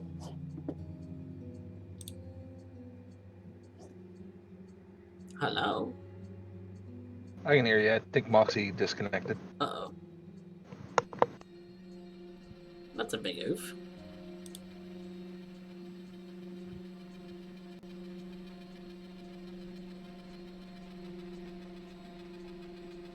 Well? No, Moxie, we can't hear you. Well, we'll give her a second to try and reconnect. See if maybe that helps. She's on mobile after all. It's a little bit tricky.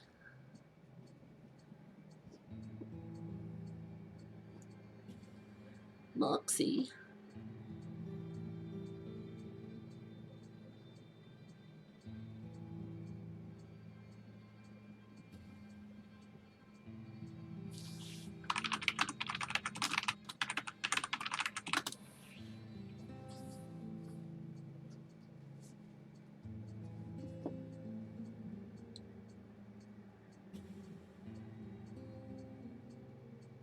Are you back? Hello? Hello? There we go. Hello? What was this guy's name again? Luis. Have a lovely evening, Luis. And you as well, Miss Velda. Miss Velda.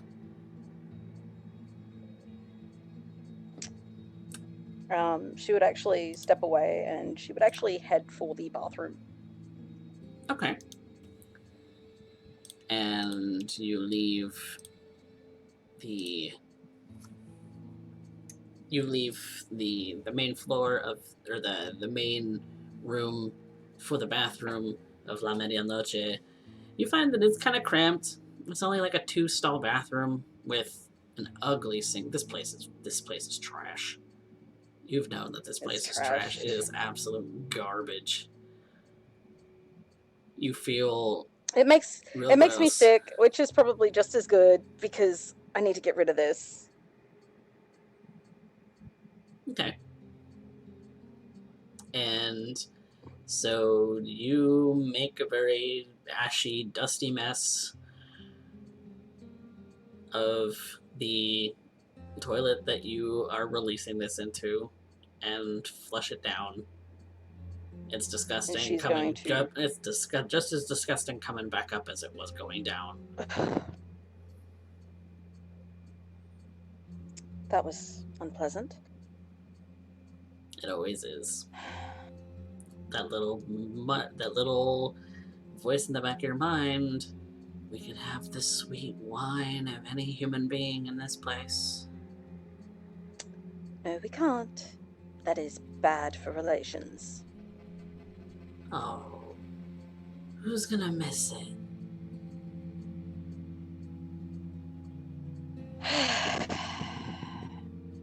I'm not feeding this right now.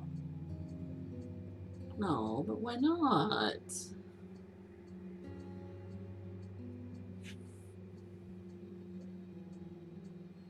We can't afford to make a mess. You're just afraid to make a mess. I like making a mess. I know you do. And messes are wonderful things in their own place, in their own time. Which is not here and now.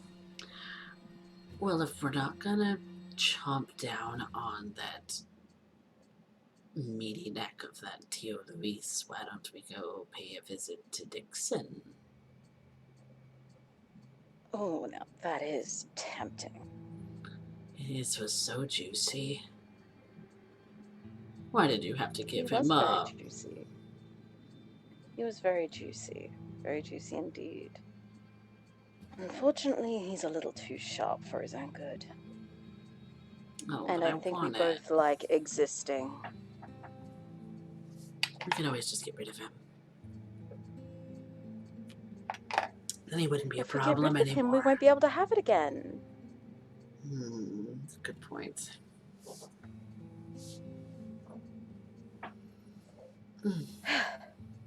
Either way, I've failed Isabella's little test. Isn't that just the way of things? Apparently. Well, time to Couldn't go face even the get a music. free drink. You're pathetic. That's just the way it goes. Besides, married Pathetic men little aren't really Velda. my thing.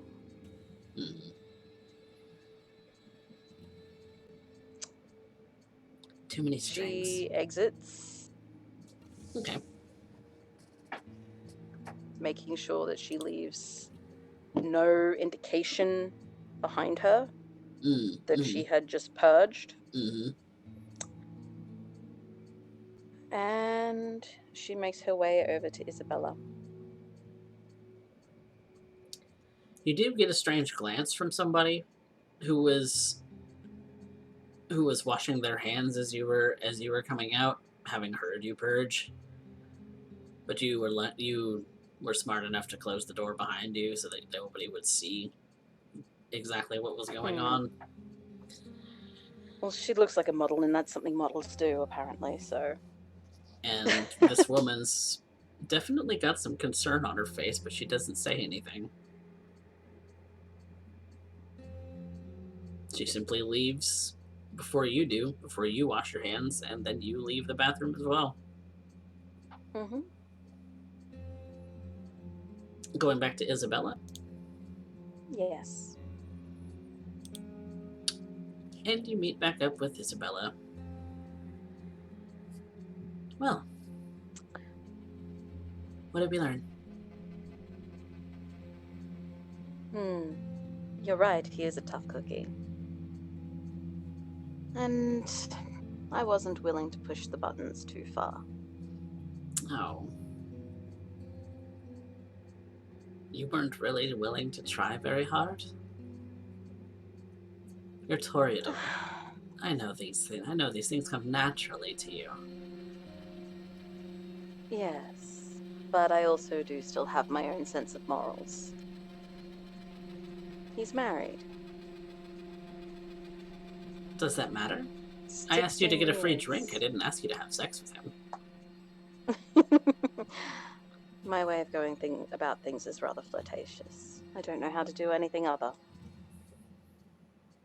So you weren't willing to flirt with a married man to get what it is that you wanted? No.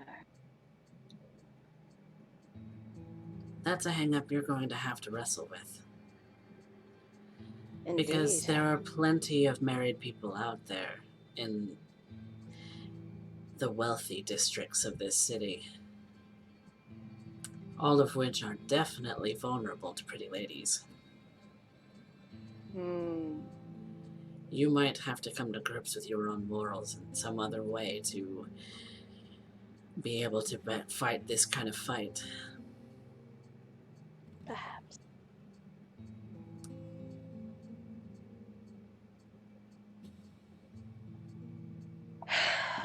That and there were certain distractions. But that's my own problem. What distractions? What are you being distracted by?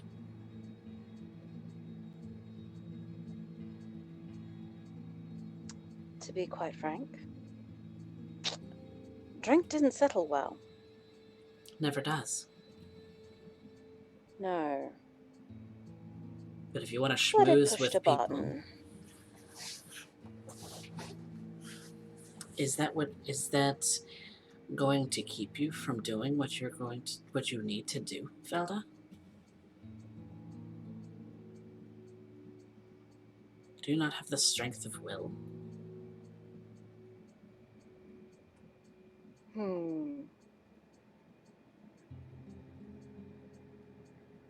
No, you're right. I don't. Not at the moment. Then what do you have? It's a good question. Something I've been asking myself of late.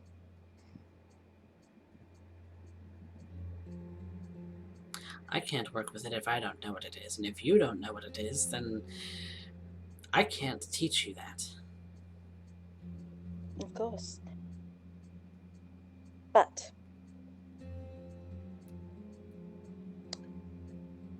are there other ways to schmoozing closer to men like that?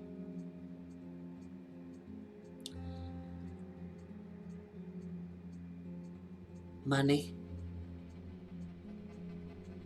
bribery, but often that's paired with good looks.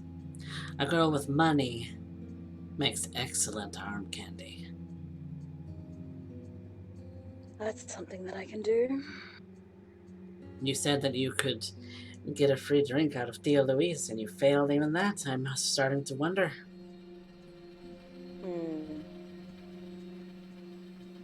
Even Benji knows how to get a free drink out of Louise when he wants it.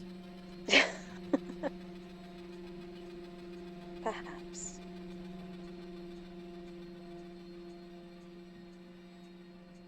Perhaps I don't want it enough.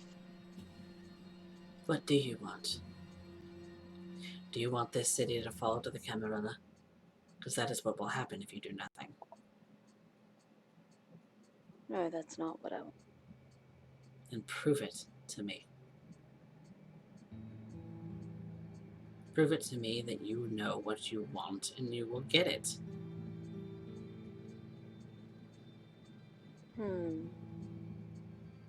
What do you want right now?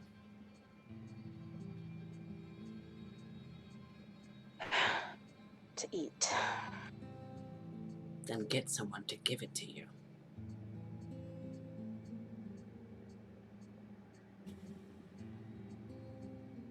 Very well. Without asking directly, if you must, please. But get someone to give it to you.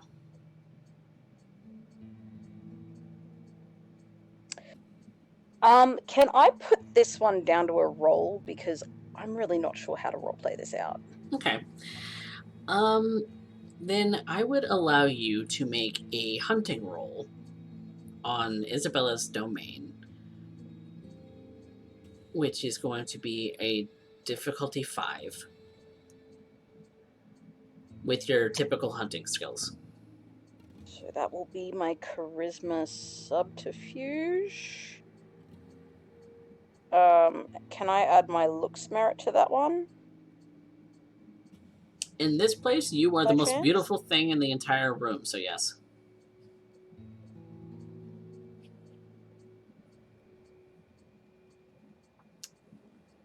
Because if you were to try to use awe, you would be at a disadvantage because of your bane.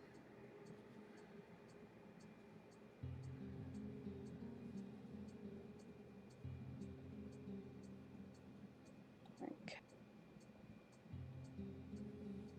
Hopefully that works. Oh. Ooh, that's a boy. messy crit, but that's Can I 5. willpower re-roll one of those?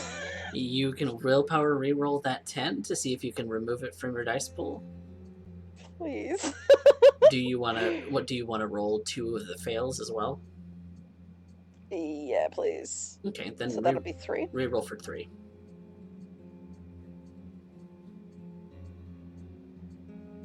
Okay. So that changes that to 3 successes. So you are not successful in Isabella's domain.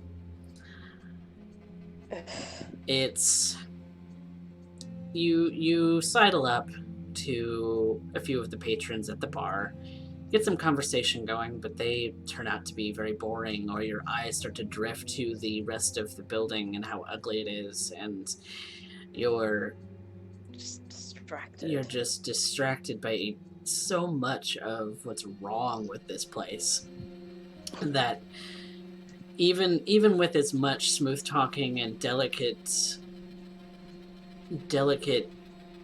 maneuvering that you are doing, no one's really biting. You keep getting distracted and they start walking away, or something similar, and you spend probably about an hour doing this, and with no real luck.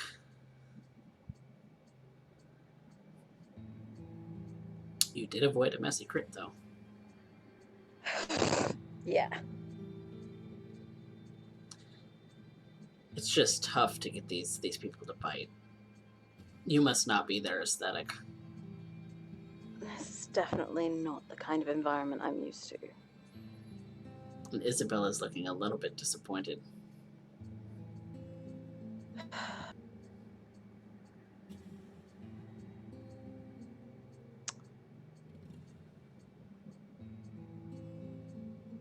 Would you be willing to allow me to try in another space? If you can't do it here, and I see you struggling, I know that you're struggling here. If you can't do it here, then what good are you to in the outside world? Fair point. You're gonna come across a lot of things that are gonna feel very uncomfortable, Miss Toreador. You need to pull yourself together. Indeed. It cannot be obvious that you're struggling with it. Because the minute that someone figures out that you're not paying attention to what it is that they're saying, they will move on, as you have just seen.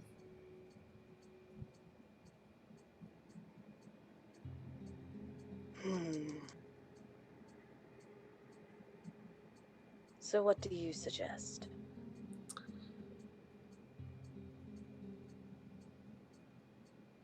If you're really struggling for feeding this at this point, then why don't you go have a snack or something and then come back when you're a little less distracted? I think that sounds like a wonderful thought. And for the moment, I think that's where we're going to take a quick break. So hang tight, everyone. We will be back shortly with this episode 8 of San Antonio by Night. Don't go anywhere.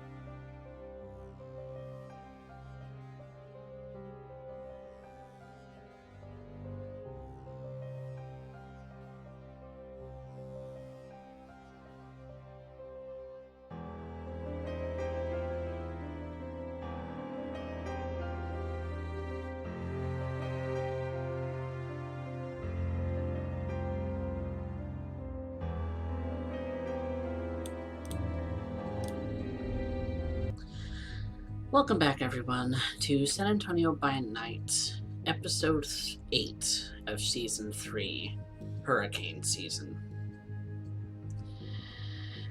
Velda has been more or less instructed by Isabella Castile to go grab a bite to eat and see if she can't keep herself from being so distracted,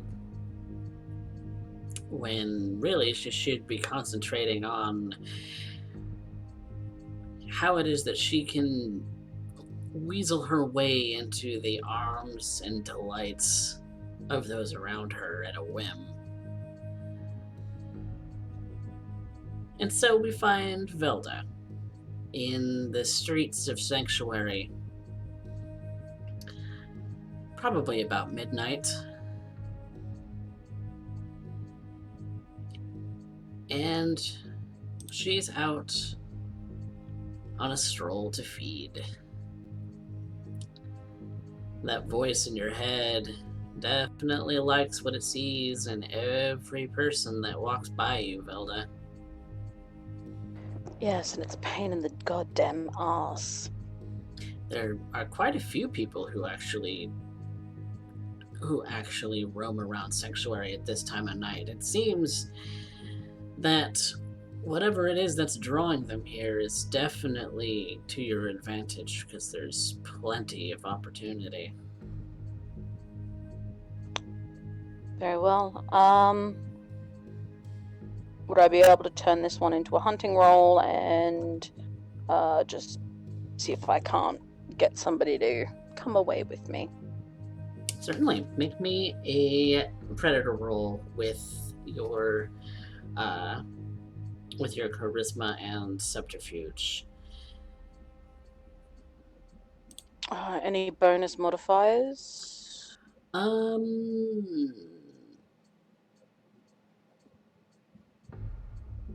I would say you can add your looks to this. Okay.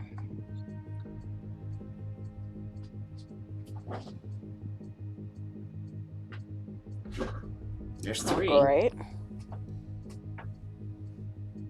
Are you willing to spend willpower? Yeah. I will.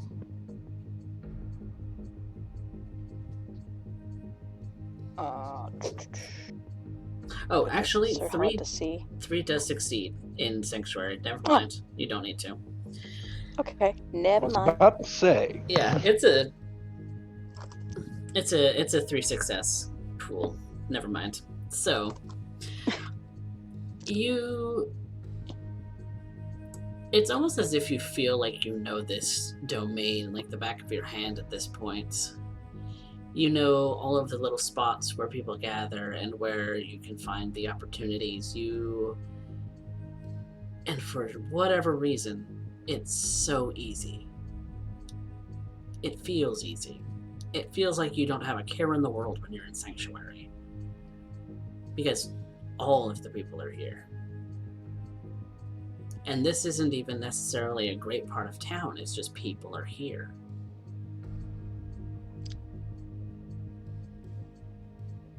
I wonder why.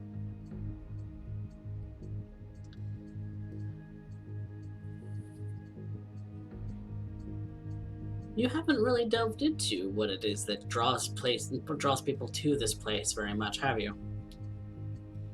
No, I haven't. It's certainly an interesting thing this Baron Urien Doyle has built in this little piece of sanctuary, this little piece of domain. Makes you wonder if he can do this on such a small scale, could it be that he could do the same and take all of the cares of all of the kindred in this domain and make them basically nothing? No one would want for anything? Is that something he can do? It's a thought. Certainly is definitely a thought. But there's pain there. And even though he might be able to do it, it's a matter of whether he can withstand it.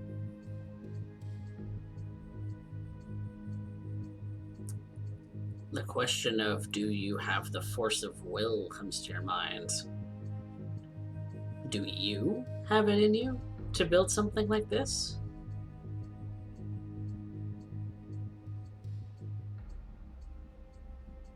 What would it take to build something like this?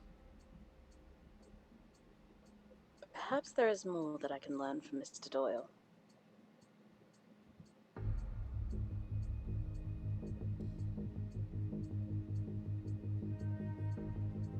But for now, food.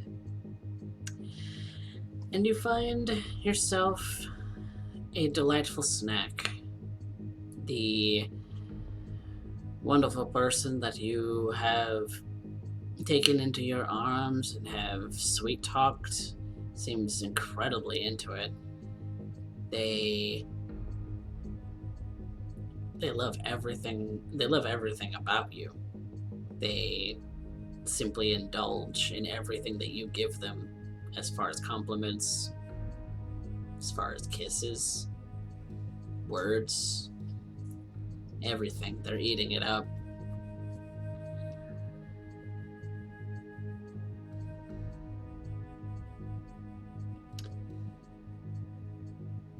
They're completely content. When you sink your fangs into their neck and play it off like you're giving them some wild hickey, they're in ecstasy when you dig your fangs in.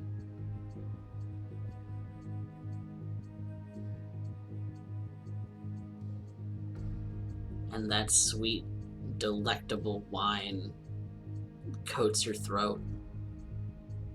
Goes all the way down to your gut. How many are you taking? Delicious and satisfying. 2, please. 2, please. Okay. You taste this individual.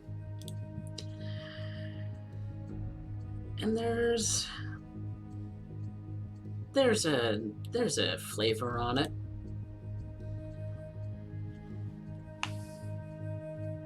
It's very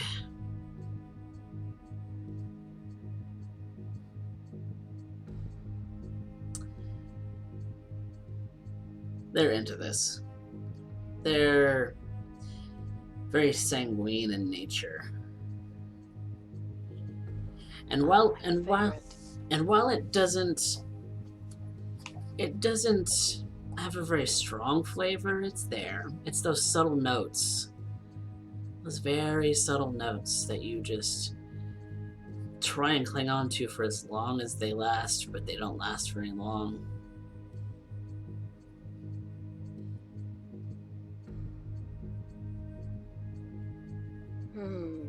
Those delectable, fine taste. Like a good wine.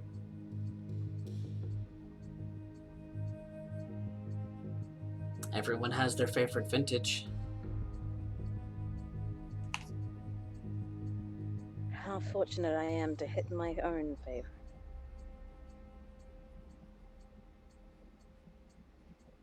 Maybe with a little bit of coaxing, this particular one would be a great one to add to the wine list.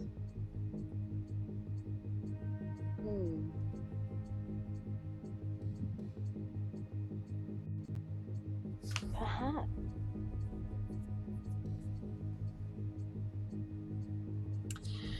I think I might do that.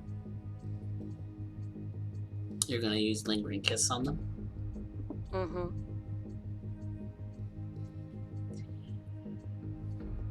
When you start to pull away from their grasp and you want them to let go of you, they're hesitant. They're so hesitant. They don't want to let you go. Another time, sweetheart. You can't indulge me more? I'm not sure you can handle it. Besides, the pleasure comes partially from the waiting. And it'll be so much more next time. I look forward to it. As do I. Can I get your number? Yes. And you actually give them your number? I give them the phone that I use for work. Okay. The number that I use for work. Okay. You have multiple phones? Mm-hmm. Okay. So you give them your work phone number. They tuck it into a pocket. They kind of blush and just kind of look at you as you're about ready to leave this place.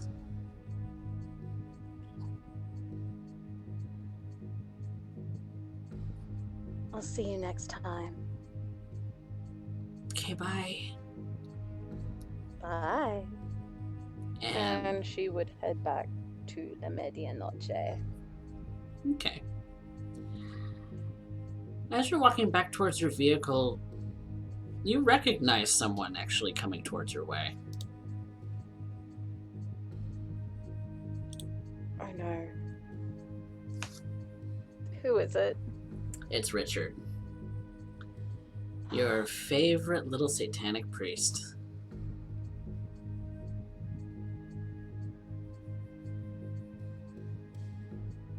And he spots you and smiles. Velda. Richard. It's been quite some time. It has. I didn't necessarily expect to see you. How you been? Rather good, actually. How have you been? I'm doing well, actually. The things are going really well. Oh? What have you been up to of recent, Dick? Not much. Just kind of recovering from a little dip in congregation attendance. But speaking of which, you haven't been by the temple lately.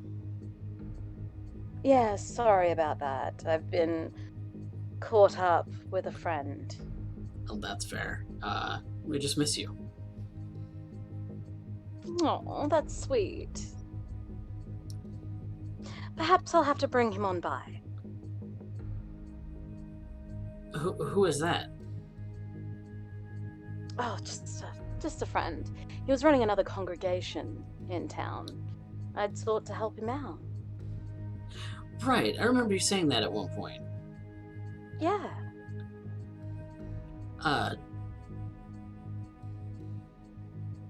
What was his name? I forget. Urien Doyle. That's right. You mentioned that. He was suffering from the same kind of problems that I was. Yeah. Nice. How's Oh, I hate to pry it from you, but has his congregation recovered? Not really. Not to my knowledge, anyway. No? That's sad. Sorry to hear that. No, there were a few hiccups along the line. Well, these things happen. It's kind of hard to build around here. It is. It's Too many questions, I think, but you know. Well, you can't fault somebody for going after the kind of thing that fulfills them. You know, it's That's exactly right. I mean, if Perhaps I'll send him in your direction. Sure, I'd love to meet him. It's not every day that you come across someone who's, of similar mindsets. Absolutely. Very strange running into you here. Is there something that I could maybe help you with? No, it's just, we should catch up. Absolutely. What you been up to lately? Oh, been running around, trying out new things here and there. I mean, you're always kind of flighty, but That's one way to put it. I mean, that's what people like about you, isn't it? That's what I think. But then again, there are those that really don't like it. More phooey them.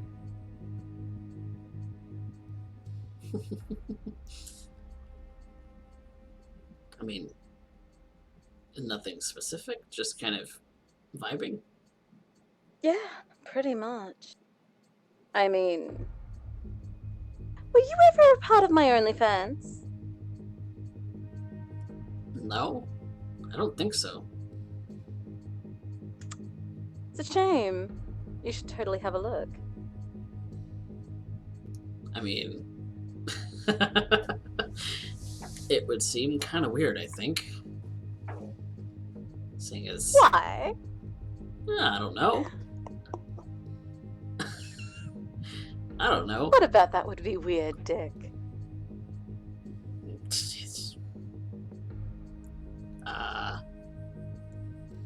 The fact that I'm gay?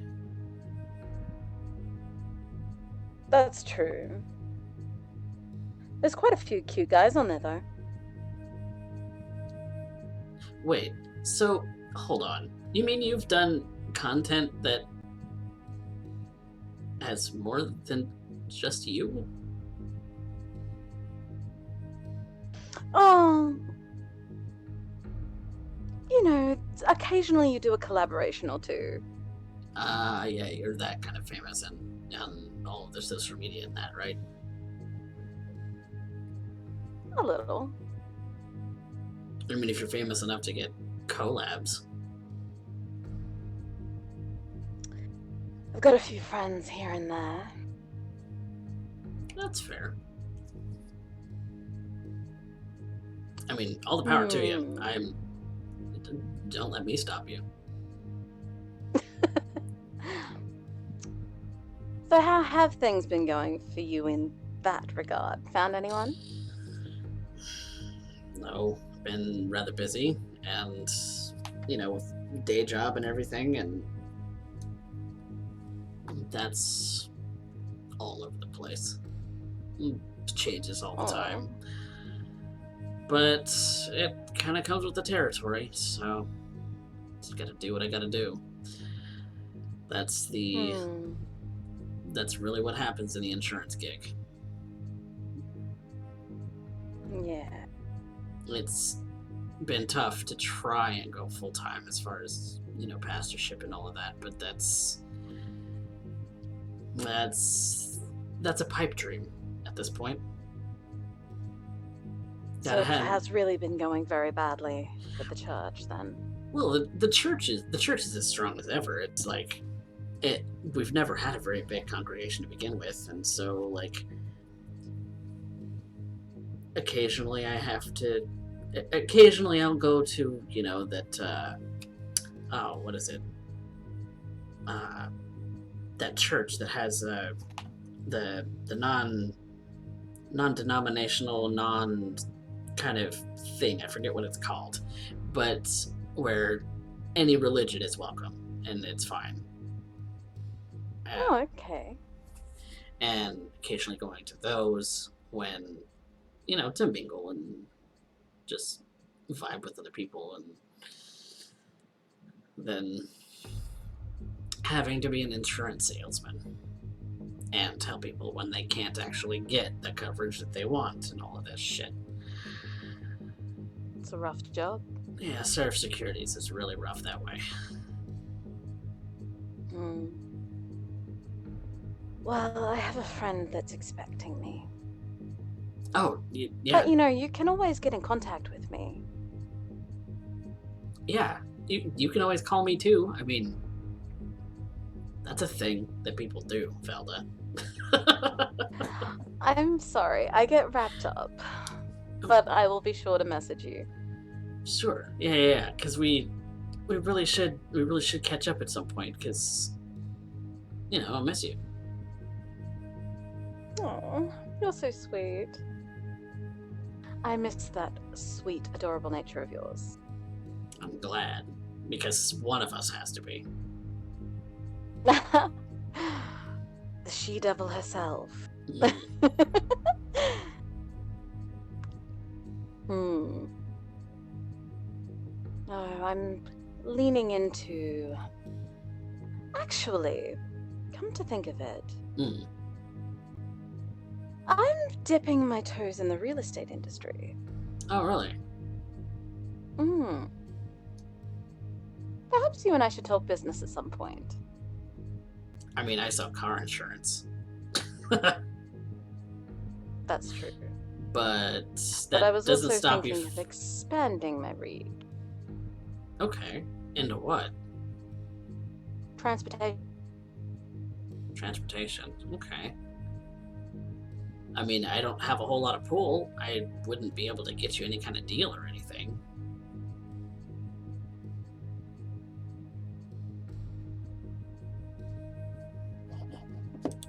Did she derp out again? Oh no, she derped out again. Oh no.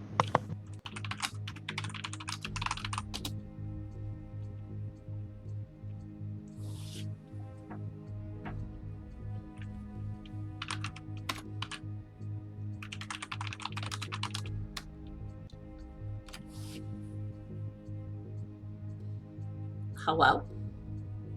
Hello? There we go. Welcome back. What was the last thing you heard me say? The last thing I said was, I don't know that I'm going to be able to cut you any deal or anything. Oh, not necessarily a deal. I was thinking perhaps some advice. Yeah, we should get coffee at some point. Coffee sounds good. All right. Well, I shouldn't keep my friend waiting. All right. But I'll see you sometime soon. That's so vague, Velda. Give me a date. Come on. Oh, I don't know. I'll have to check my calendar. Then call me. The very least. I will. I promise. Okay. You're always so secretive. It's in my nature, dear. Yeah. And I'm not going to tell you that you're doing a bad thing for being an independent woman. We've all got to get our little bit somehow. Well, don't let me keep you. I'll see you next time, dear. I'll see you. Promise that I'll contact you. Okay. If you don't, I'm gonna come looking for you. It'll be welcomed. And he just kind of chuckles and starts to walk off. Ta-ta! And she leaves. And you head towards your vehicle. He heads in an opposite direction, and you head back toward La Medianoche.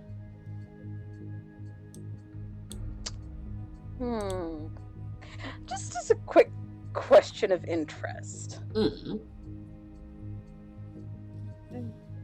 The church that Dick is a part of, Mm. where is it located? You know it's located fairly close to the borders of Sanctuary. And that's about where you were. Alright, I'll have to introduce Urien. Perhaps he can make something of it. Perhaps you could. But for now, you head your way back to La Medianoche and meet up with Isabella. Only about a 15-minute drive.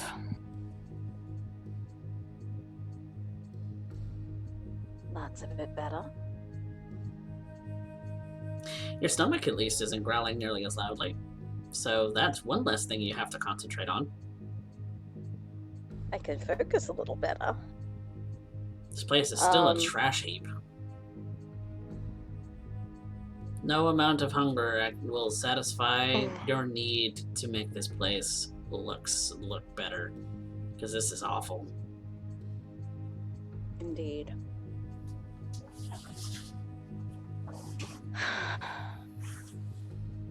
I guess I will give it another go.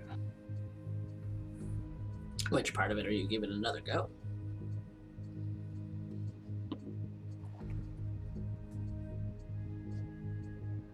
Getting a free drink. Okay. Any chance I could boil this down to the roll, because this is me failing at RPing. Okay. Give me... So you start to chat up Tio Luis again, and he definitely recalls that you were in here earlier, and it's fairly close to closing time. In a couple of hours anyway. And so give me a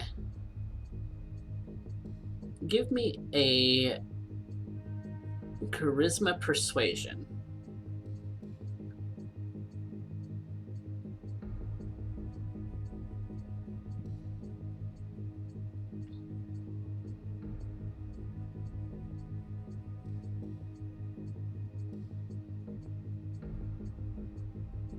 Looks merit.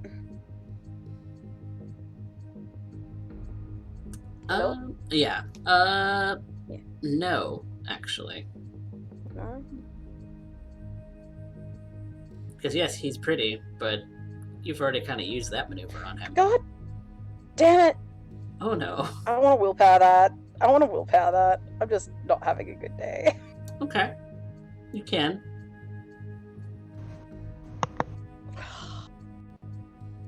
Fuck my life. No, he's a no dice kind of guy tonight. He's tough nut to crack. He's a tough nut to crack. You hand over a bit of cash with a tip to, again, chug down that swill. Now, you would have to, since it's a new scene, in order to fake off that you're going to cover, yeah, you would have to rouse if you're going to chug it down.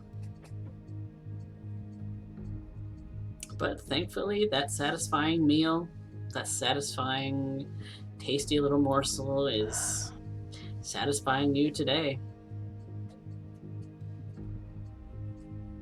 And so, you're able to drink this ashy swill.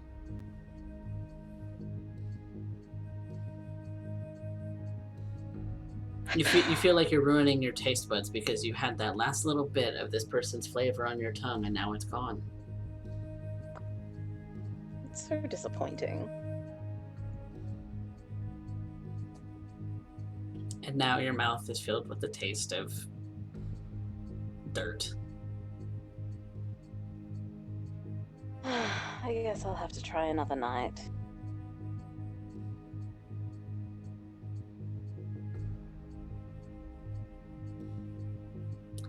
Isabella... Any more attempts for tonight would just be pathetic. We're already bordering on that. Isabella kind of pulls you back towards the office.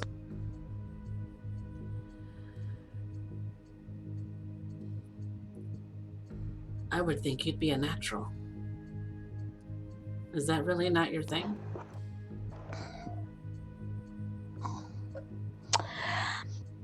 Usually it is.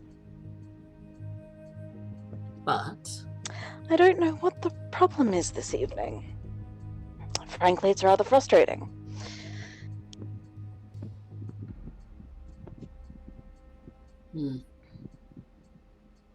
How weird.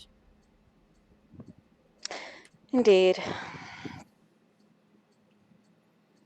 How in the world do you plan to convince anyone else? I'll figure something out, I always do. You haven't really figured this out.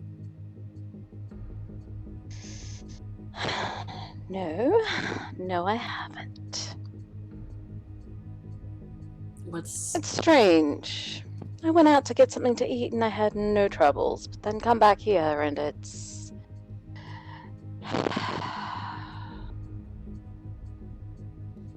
It's almost like this place was made to thwart you, isn't it?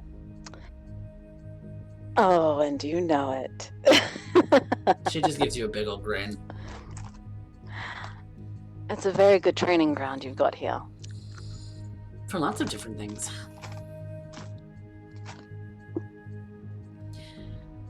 But you never know what kind of environment you're going to find yourself in.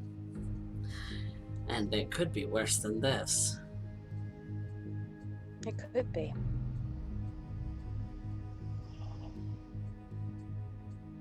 I mean, there could be some schmuck who really has an aesthetic, like a bigger aesthetic for that really grungy, even divey or dive bar look, but in his house. Oh, that's... Exposed I can't ventilation, help but- worn out floors.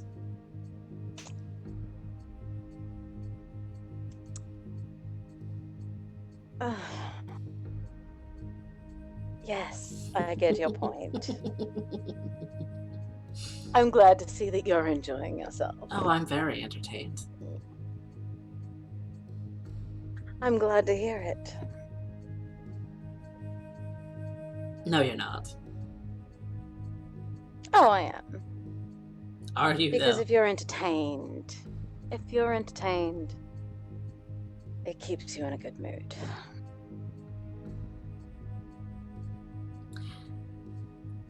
Well, you've at least accomplished that.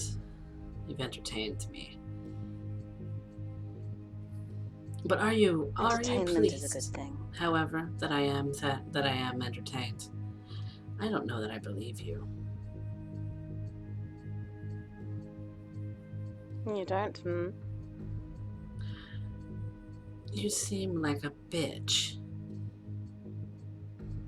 Oh, I am. And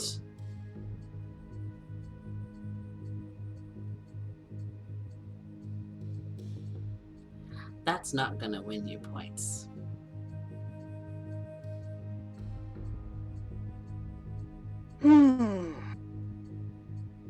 A Toreador should Wow. be classy.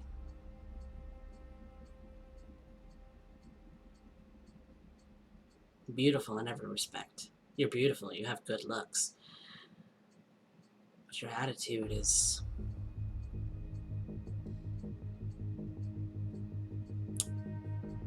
it's lacking. Oh?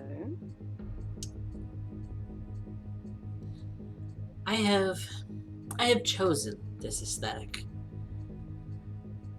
because it draws in the kind of people that I want to be here. But if you want to draw in certain people and become influential, you have to start playing to them.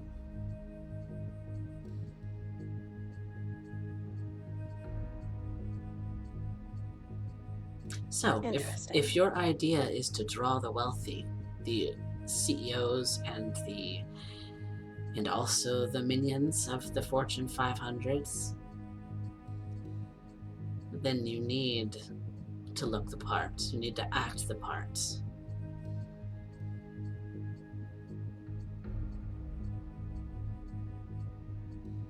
I think that's something that I might be able to do. You can spend whatever amount of money you want to on an aesthetic, but it's about poise. It's about how you carry yourself. Yes. What?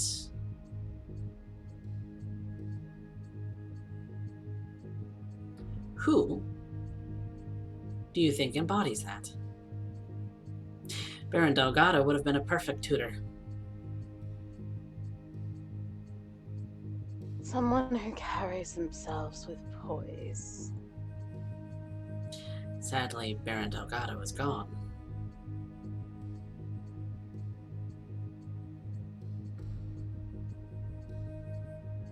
To me, the first that comes to mind is Baron Batista.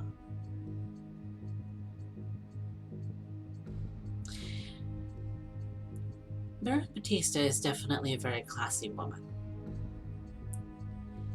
She definitely holds herself with a wonderful amount of grace. And has a flair for drawing people in, but the people she draws in are tourists.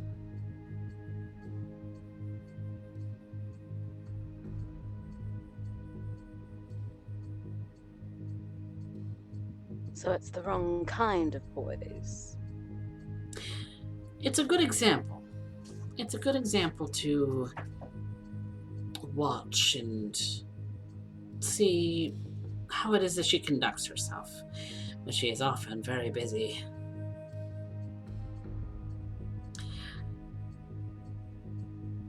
The thought would be to spend a couple of nights actually observing someone as they go through their daily routine.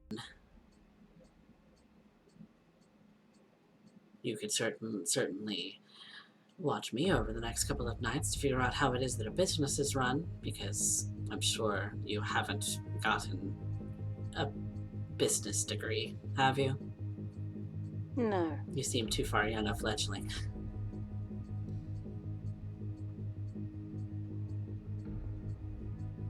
I don't believe I'm much older than Amber. Not in terms of kindred years. How old are you in kindred terms? About 4. You're at about the right age that you would really start to venture out for yourself. Little ventures. But we don't have time for that. No, that's why I'm here.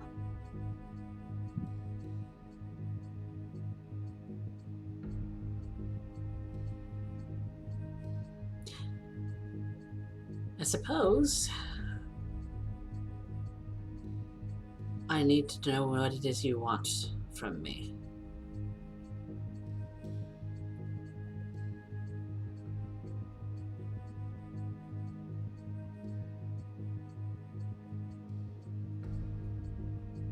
What is it that you wish? Because certainly getting influence and uprooting Ashley Sanderson is a good goal to have for the immediacy, but what's your long term? I want to learn what makes you so respectable. Me. Yes. You command a great deal of respect within this domain. And I find that to be a rather curious thing. It's about the And right perhaps connections. It's something I can emulate. It's about knowing. Connections. It's about knowing what people want, what people need, before they do. And you're a hard one to read. I've been told that before.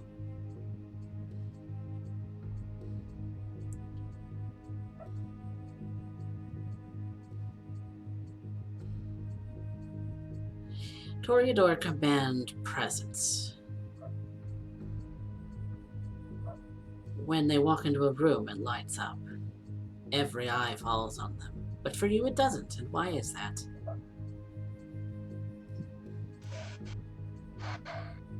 I'm not entirely sure. Do not even try. It doesn't take much.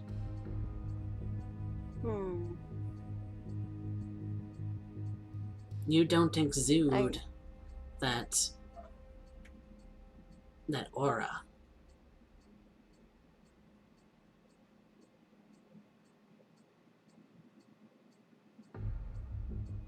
When you turn it on, what does it look like? Shall I show you? Please. And I would like you to... I want you to roll me a charisma and persuasion with awe, but not your looks merit. Just to see what that looks like to her.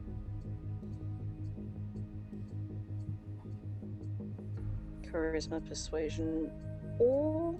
Mm-hmm.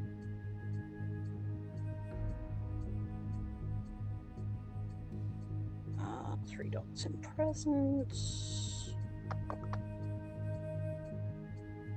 God, that was a bad roll. That's 4 successes. You can push it if you want. I think I will. I believe I can reroll 3.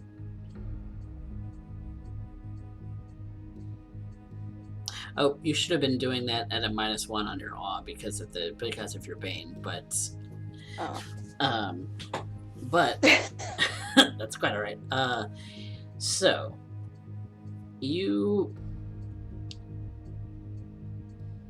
allow yourself to radiate that aura, and she smirks. That's what I've been looking for all along. Why didn't you do that before? Because that was not the point of the operation. That's always the point of the operation. I don't like to rely on my vampiric capabilities. But you're a vampire. Oh, I am. You can command a room with that presence, Velda, and yet you don't. From what I understand of Toreador, they need to control their environments. They need things to be perfect. And in a place not perfect like this, you making it perfect and making it bend to your desires, be it that the aesthetic can't change, you can change the people.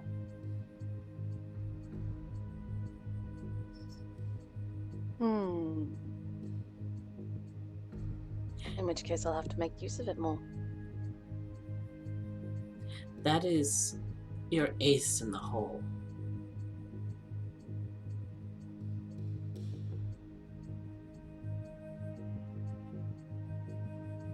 I'm surprised that you hadn't been doing it before.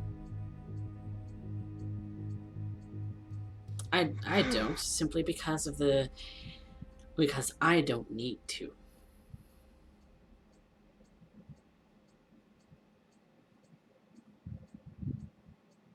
I don't need it in this place. My prowess in the fighting ring convinces people more here.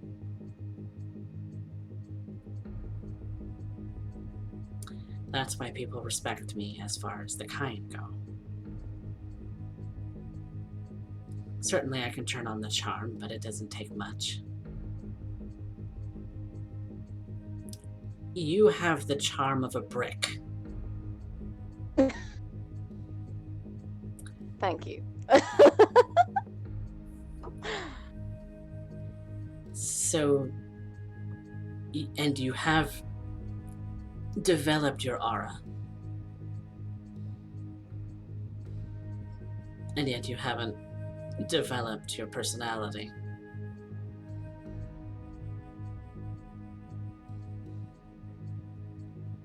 Somehow it's That's what I'm manifesting in you. Use it.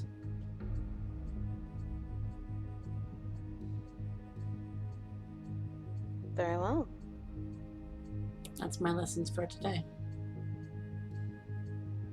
Thank you very much, Isabella. You're welcome. You have a strong aura.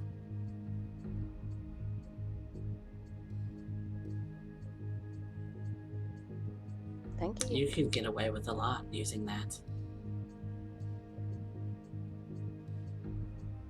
I could. But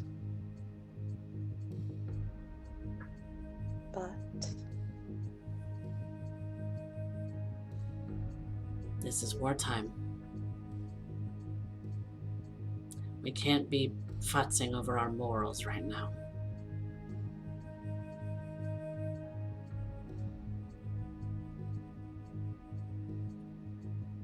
Use what you need to get what you want, to get the Camarilla out.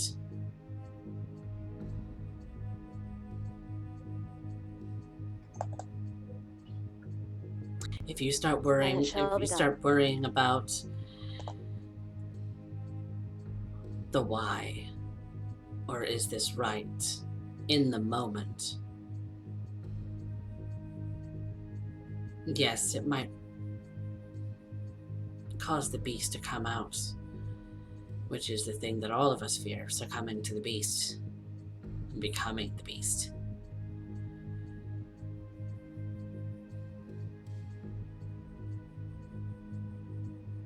So be cautious, but don't let it hinder you. Because the moment that you hesitate, that's when your head's gonna come off.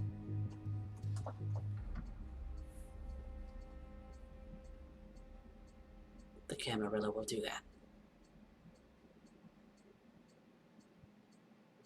I'll keep that in mind.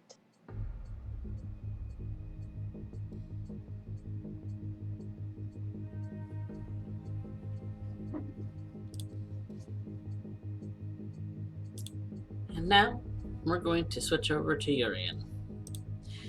Urien, you said that you wanted to get in touch with Christensen and Jensen to see if they would meet you. Where were they going to meet you? At Elysium. At Elysium. Okay, we'll head back to Elysium. You've been waiting a couple of hours, it seems, as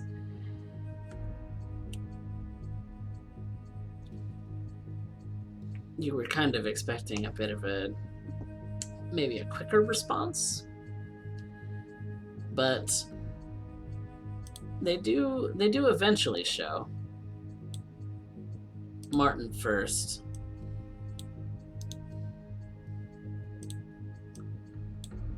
And Tom soon after.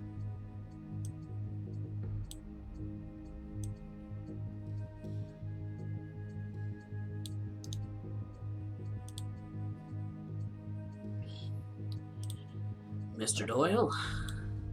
They all say. Tom says. Mr. Christensen, if I were to end up catching your tone correctly, I would end up presuming that was meant as a slight. Sorry, Baron Doyle. I'm not here to end up berating two children. Martin, it's been so long. Baron, he says. Do you two have any understanding as to why I requested your presence? Tom, looking slightly sheepish, kind of cocks his head. It's not particularly, no. How about you, Mr. Jensen? I am a bit baffled, yes. Baffled. There's been some rumbling, some rumors I wish to end up putting to rest. After all, I would not end up wishing you two to end up getting embroiled in a matter that clearly must be some form of misunderstanding. I'm led to believe that you two were having some considerations. Concerns, in a way, Tom says. Yes, by all means, voice them. Let me hear your mind. Well, with this whole situation with the Camarilla, we've been just keeping our head down, trying not to get involved. I don't have an established base here. Go on. It's just a matter of not getting in the crossfire.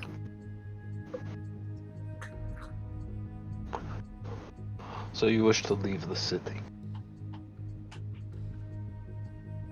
If that were an option. Is that an option anymore?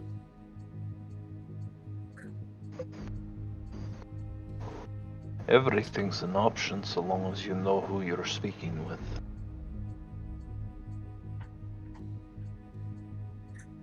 I just got here. I would like to settle down roots, but You'll never settle down roots, Mr. Christensen, I assure you of that. You've already deemed it so.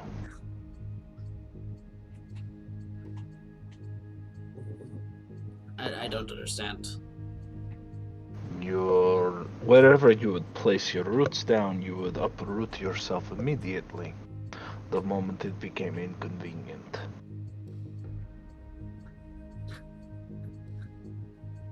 What of your mind, Jensen? You wish to uproot yourself as well, yes? I would really just go wherever Tom goes, Hmm. if anywhere. Honestly, we came here together. And so you wish to live together. But that is not the rumor that I have heard. Whispers reached my ear not too long ago. Camarilla. What do you mean? What do you think I mean, Mr. Christensen?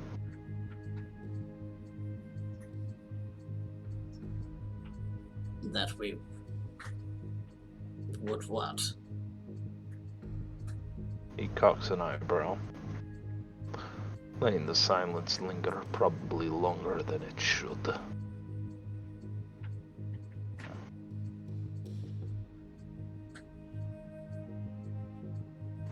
What?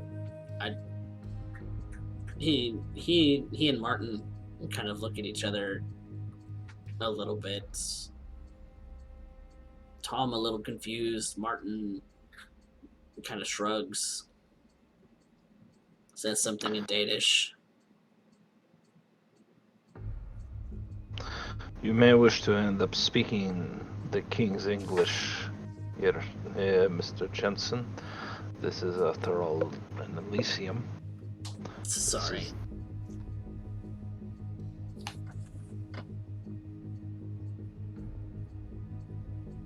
I was just saying that I don't know. I was told that you wish to run off to the Camarilla's waiting, loving arms in hopes that they would offer you protections. That's silly. Martin says. Is it? Of course it's silly. Because this is what's going around now. Here's the problem.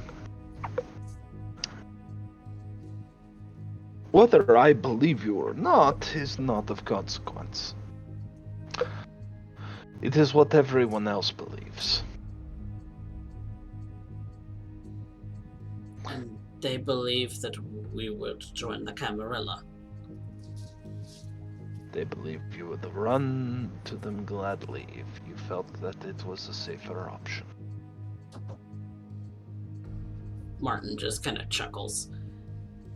No, the Camarilla of Texas would not take up Bruja. Not of Texas. That is who is coming. That is where we are. We're in Texas. The Camarilla of Texas would not take a Bruja. And yet you would follow Mr. Christensen. He kind of looks to Tom.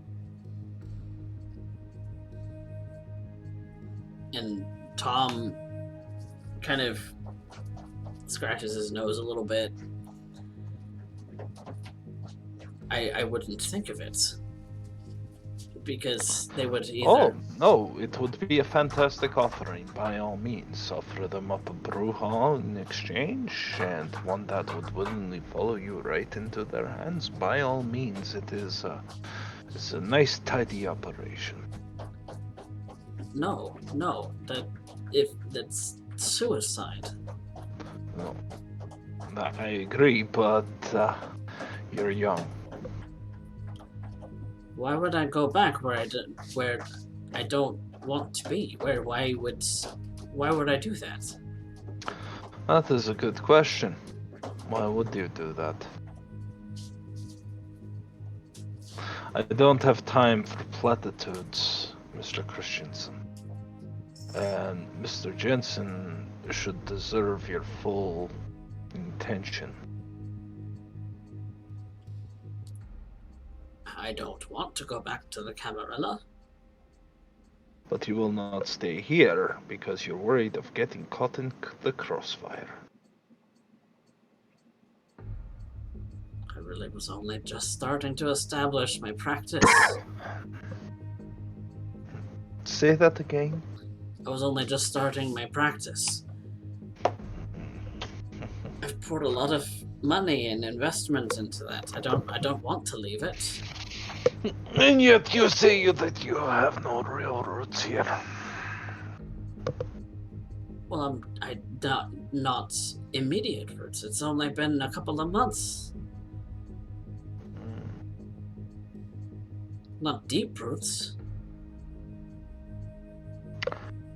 Let me ask you, Mr. Christensen, then, where would you go? Who would take you? I do not know. I have offered you space in my domain, I have offered you hospitality, and I have stated my intent on protection of this domain. All of which I'm very grateful. Yes. But I cannot afford to continue to end up offering resources when we are at war. I'd like to get it over with as soon as possible so that you can go back to your practices and assisting Mr. Jensen with his ills.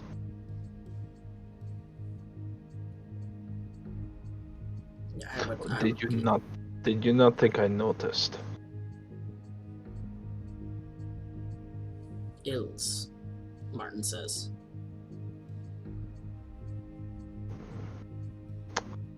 If memory serves, Mr. Jensen, you have spent some time overseas, a veteran of combat. Yes, I have. Then speaking from one veteran to another, the such things we have seen can be haunting, leaving a lasting impression. It would not shock me to end up seeing you spending more time with Dr. Christensen.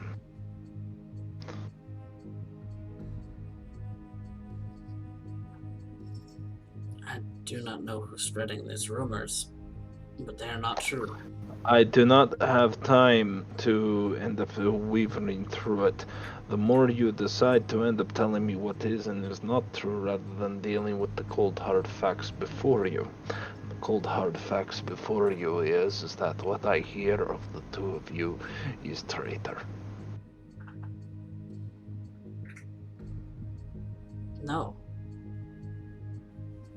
I am no traitor.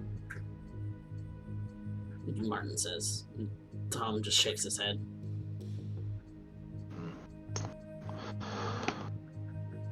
If I did not call you in tonight, it would be likely you would be dead within 2, maybe 3 nights, either by hands of the Camarilla or by the hands of a anarch who despises them so that they would root them out. I've had this close call myself with another accusation of sorts. But I cannot blame you, especially you, dear doctor. After all, yours would be a skill set more suited for softer hands.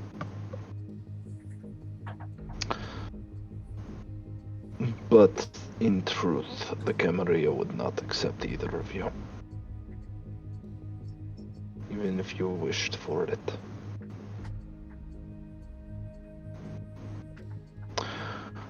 The promises of safety is an illusion for two such as you, especially a Bruja. You, dear doctor, I have to end up making a...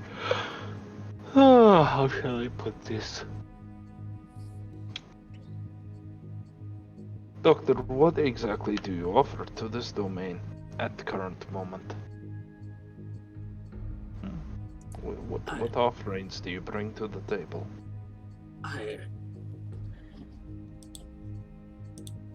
Nothing. I don't have much.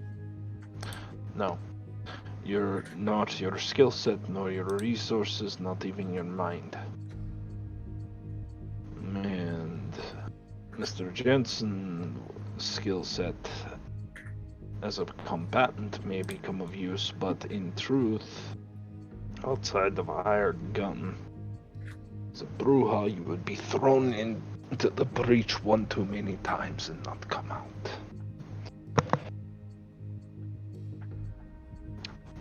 That is the truth of the situation. And were you try to leave, you would die.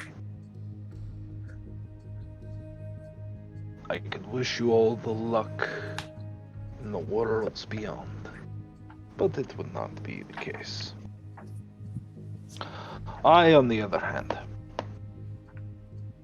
am the Baron of this part of the city. I am a genie of the lamp, so to speak. If what you wish is to remove yourself from this city, then you need only satiate the rubbing of a lamp. And your wish would be granted.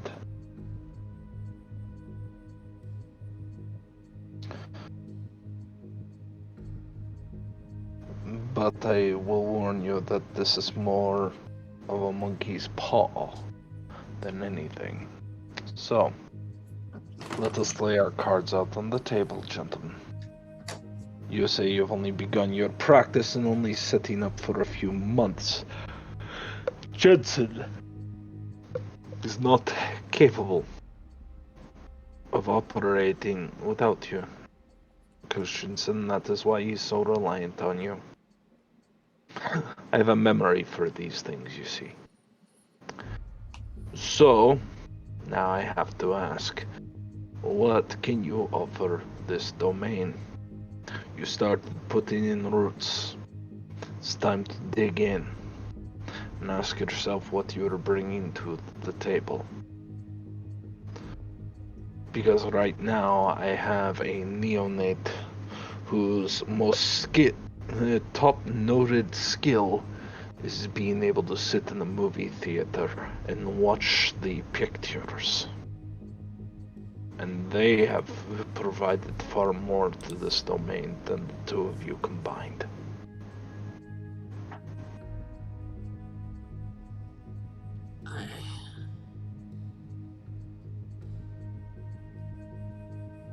Tom just kind of pauses for a moment. I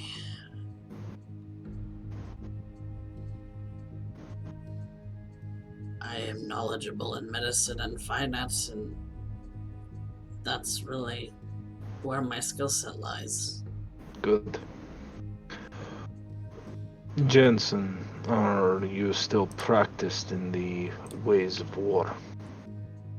Do you find yourself capable of going once more into the breach? Yes. And I might have a criminal contact or two. Fantastic. Survival and firearms. I'm a pretty good shot. Good. You too.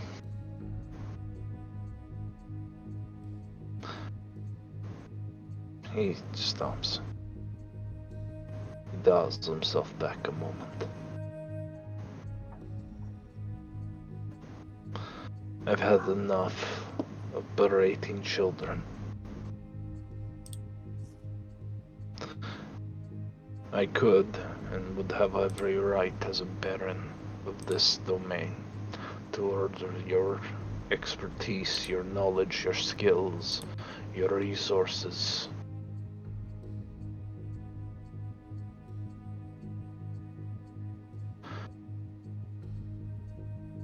But if I were to do so,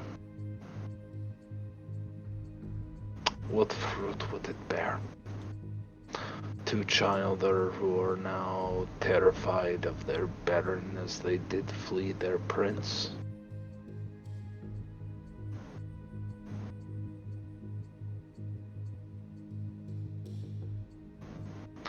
What do you really want, Mr. Christensen, Mr. Jensen? Tom kind of looks at you. I just want to be left alone. Alas, there are very few of us who can be. Did you hear tales of what happened to the Ventru neonates? The Castle Hills. Yes. Yes, I heard about that. Yes, slaughtered like cattle in their havens, in their practices.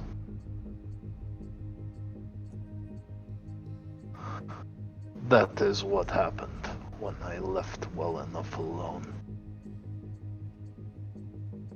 And I've had enough death on my doorstep.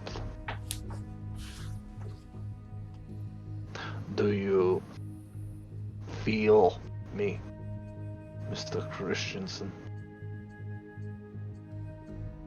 What? That is the expression, right? Do you feel me? I'm not familiar with American things like that.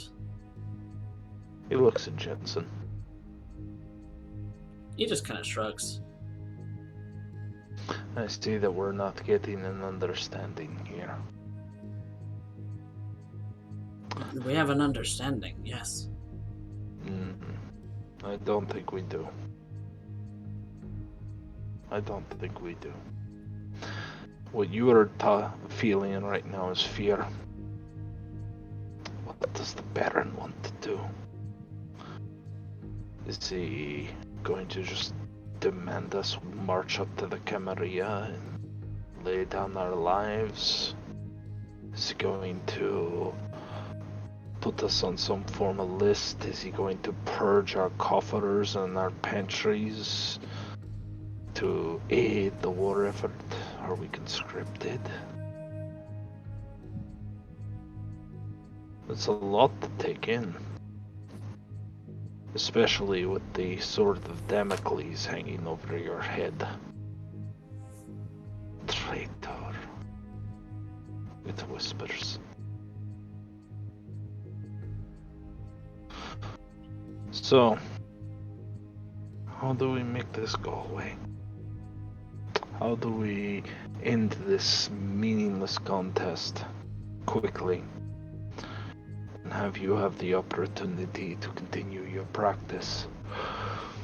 To be, as you so put it, left alone.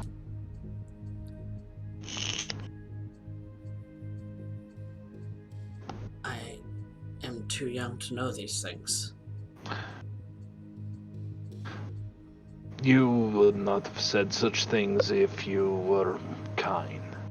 If you were kind, you would have already given me an answer.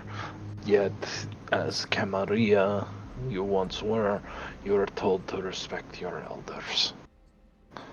And in doing so, you live in fear of your elder. That's not something you get over easy. No, it's not. Not when they have the power to squash you.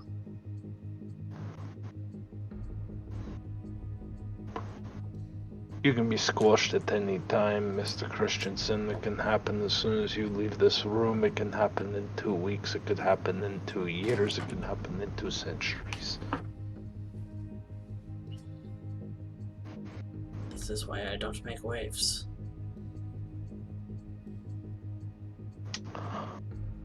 Well, right now we are becoming a tidal wave. Now you can either assist in it or get tossed around by it. Those are your choices, gentlemen. And if you wish to leave this city alive, I need to know.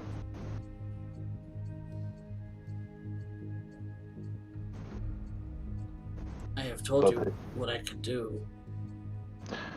You told me what you're capable of. You did not tell me what you could do. You're waiting for orders. You are waiting for instructions by elders' hands.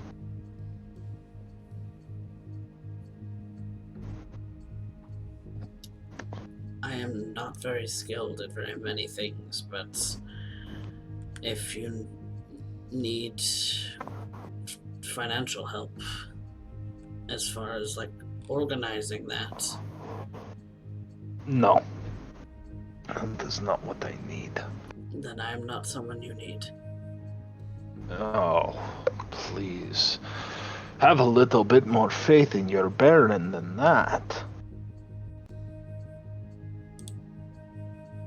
You're going to... If you want instruction, I can give you instruction. Okay. But that has to be something you want. And ultimately what I hear is 2 individuals who are willing to be walked all over. And that is not going to work for San Antonio. Everyone else here is a pillar of some sort.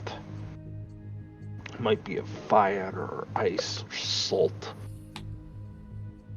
But it is firm in nature. You 2 are... Well, Mr. Christensen crosses me as cowardly. And Mr. Jensen crosses me as blind faith.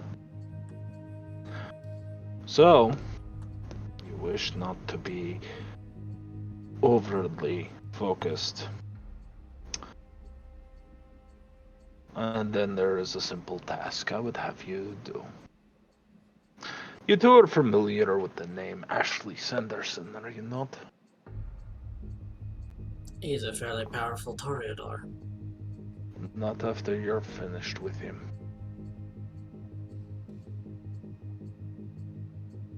Me?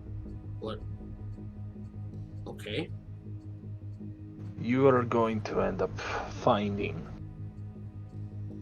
his assets. You're going to look into his above-board enterprises. I want you to show me how much damage you can do, Dr. Christensen.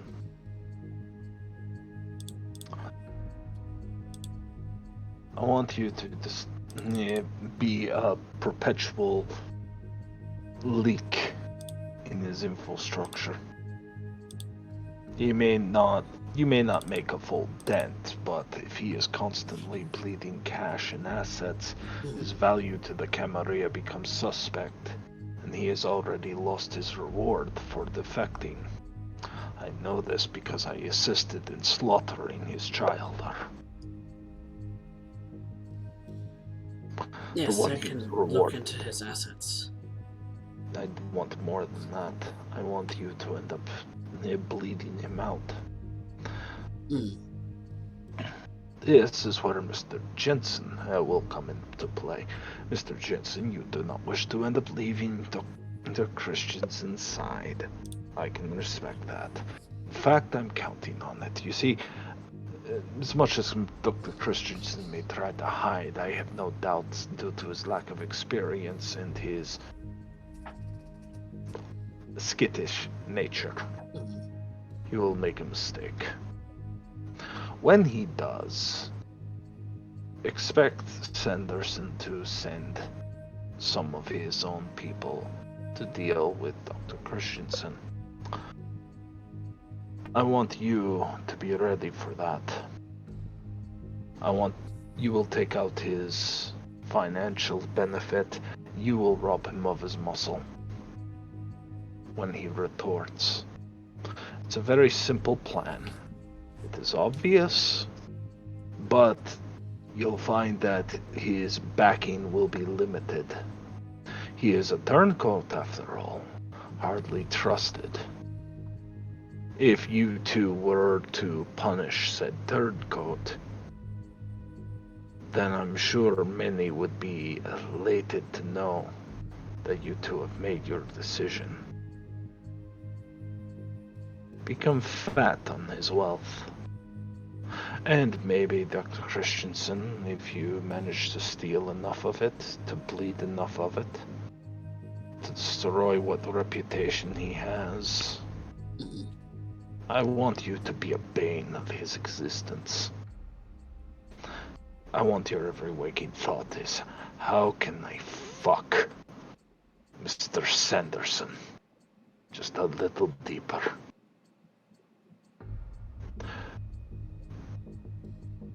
Mr. Jensen. Tom and Martin seem to be nodding at this point. I will be keeping an eye on your progress. You will, of course, need a supervisor, an individual who is capable of observing. As such, I wish for you to get in contact with Damien McCarthy.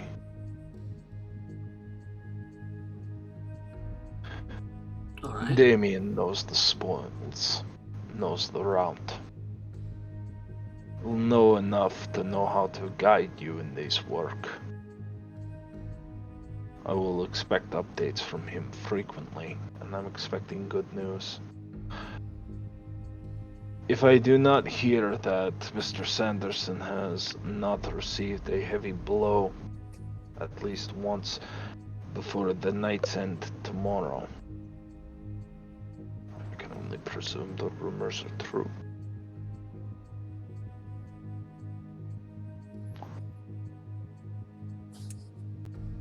We'll get right on it. And this I would like to insight. Go for it.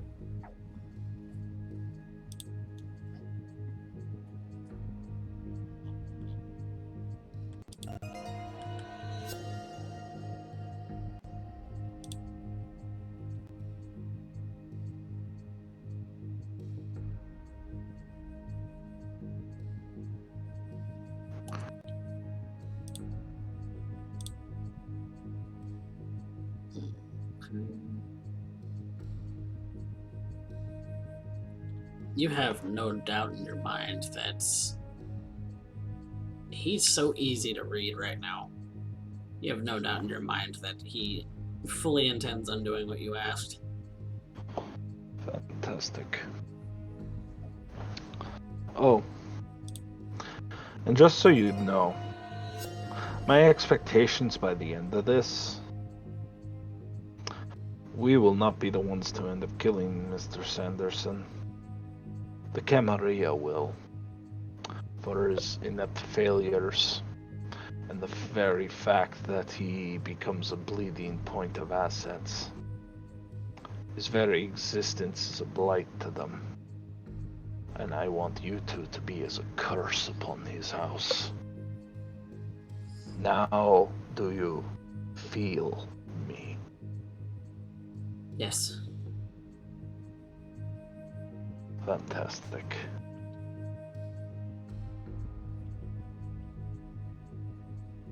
Thank you, Baron.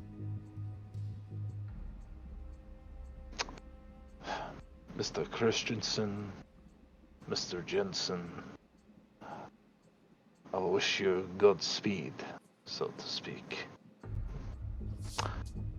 I look forward to hearing your report tomorrow night before I retire for the evening.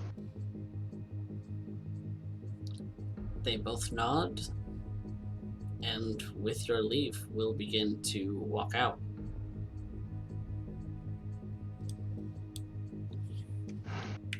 And when they leave, feel an air of disappointment. Where were the anarchs who burned down Jackson? Where were the anarchs who dragged my court out from their havens, kicking and screaming, chaining them to the back of trucks, driving them up and down the highways? Where were the anarchs that diablerized me? Now I am faced with children Where is my formidable foe? You recall that they had a name to rally under. Tyler. Tyler. Should a name like Tyler, or maybe Urien Doyle, be a name they rally under? Would a name like Urien Doyle and the feats that he performed as a hero of the Anarch movement be something to drive these kindred?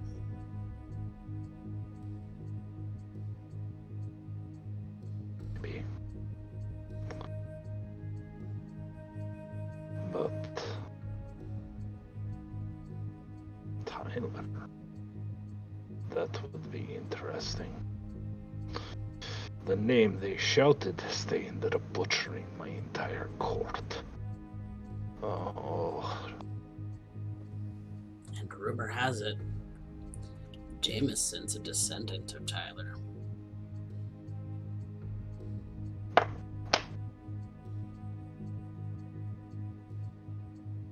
Just a thought as we conclude the session for tonight.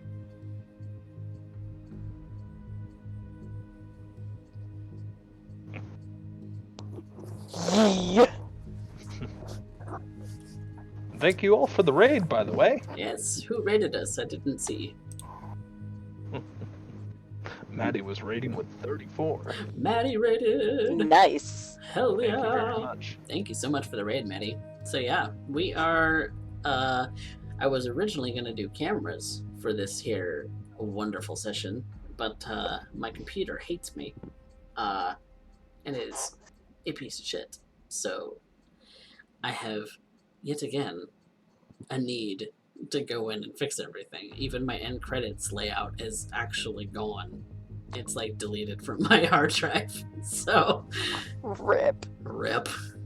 So we're not going to do any end credits at the end, but we are going to award our wonderful players some experience for playing today. Yeah. So, who recovered willpower? I did. Yay! Desire to sort out things with Isabella. Nice. Nice. I wonder if it counts for Velda as well, because hers was get Isabella back on side. Yep, it does. So you'd recover willpower for that. Sweet. So, I don't think there's any stains. Is there, Urien?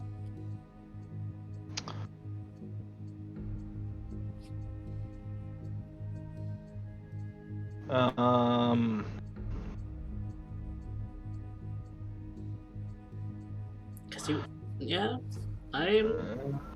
First one might be debatable, cause I'm but I'll leave it. I'm questioning about whether or not you should have, if Urien should have been a little harsher with Martin and Tom. Because so far they haven't provided anything to you. I'd be willing to take stains for it. I agree. I Should have been harsher. I think one. Alright, let's do a remorse check. And for those unknowing, the reason is because one of Urien's touchstone, or one of his convictions is, Satan represents kindness to those who deserve it, instead of love wasted on ingrates. And so far they haven't really deserved your kindness. They haven't earned it yet. No. So let's do a remorse check with 4 dice. Okay. You're a lucky son of a gun. Yeah, well, I've already dropped enough humanity as it is. But yeah, that I would agree with that call for the stains. Velda, I don't think. Let me check you.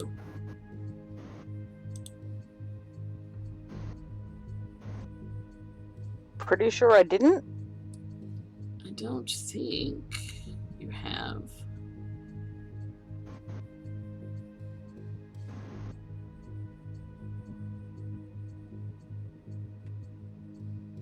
No, yeah.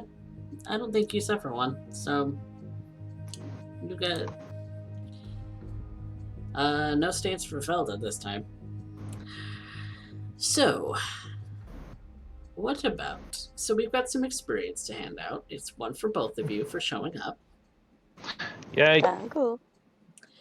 And then we have the categories of best scene, who moved the plot, and the best line.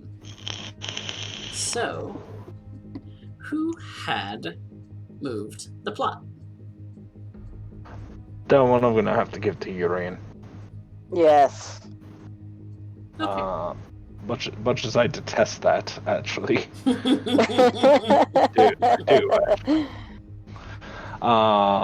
As far as best scene, Velda and getting pretty much lambasted by Isabella. Okay. I'll take that. The entire thing was basically her getting raked over the coals for a straight hour. Yeah. Isabella was pretty You know. brutal. She is pretty brutal. Oh, I love her. I love her so much. It's great. But it's kind of what Velda needs. Isabella thinks so highly of herself, and it's like, no, you ain't shit, bitch. No, you ain't shit, bitch. You have the personality of a brick. Which should be honestly should be the line of the session, but it comes from an NPC. You have the charm of a brick. It's true. Yeah, she's just fucking nailing you. Just like punching you hard with them insults, and you just taking it. Why didn't you lambast back? Because that wouldn't have really served her at that point. Yeah, well, that's a smart one. Though I have to say, for the line, I think because Moxie wrote it down, it clearly struck a chord. It's one of those awkward moments of Urien trying to use modern language. Do you? There were a couple of instances of that tonight. He kept trying to use modern language, and Velda's just like, "Oh, please stop."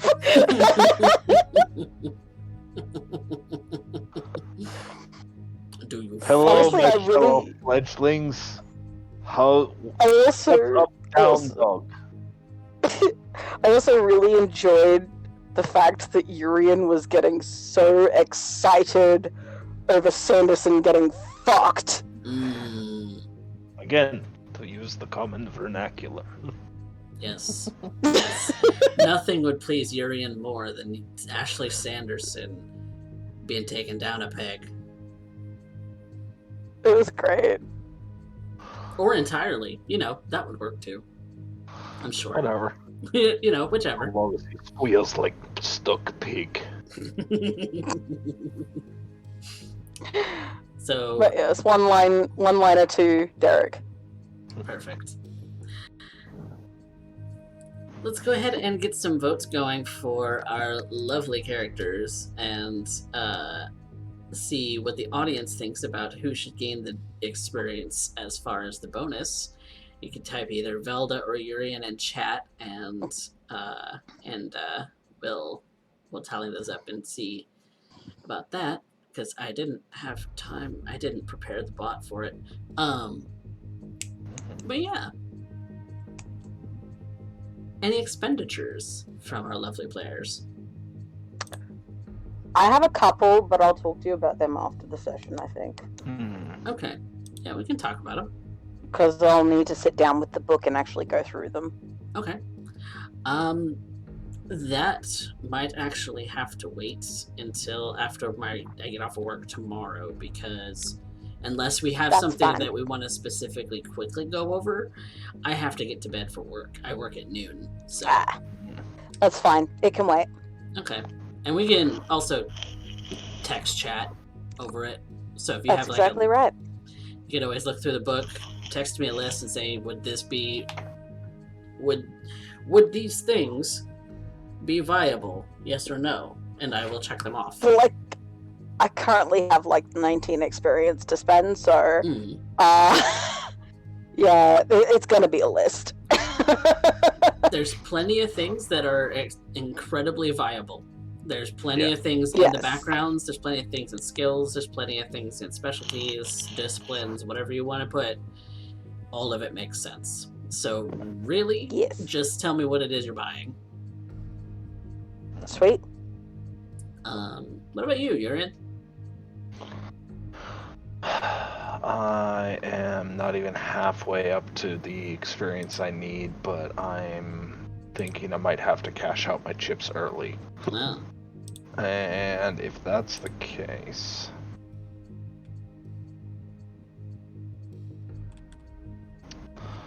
I think I would like to be able to end up using... I'd like to end up...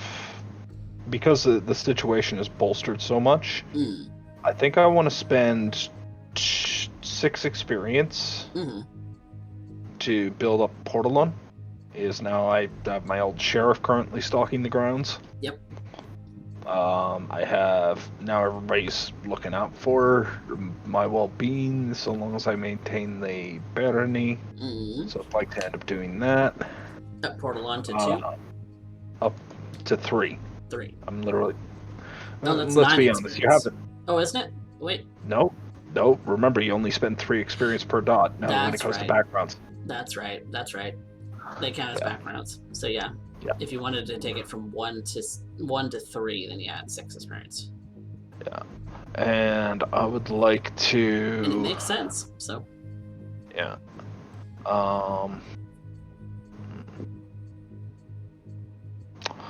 And I think I would like to go resources 1, because we really haven't...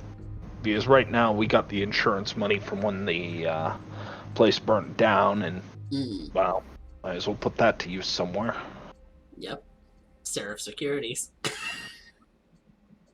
Yep. Son of a bitch. It's a tabletop universe. Sue me. Yeah, apparently.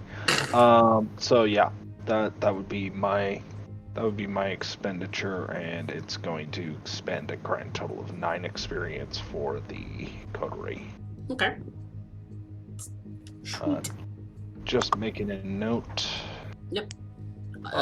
If it's edits for the whole coterie, then all the coterie will make those edits to their sheets as well. So I'm going to go ahead and change that for Amber so that she has it in her sheet. And so that's Portalon 3 and Resources 1 for the coterie? Yeah.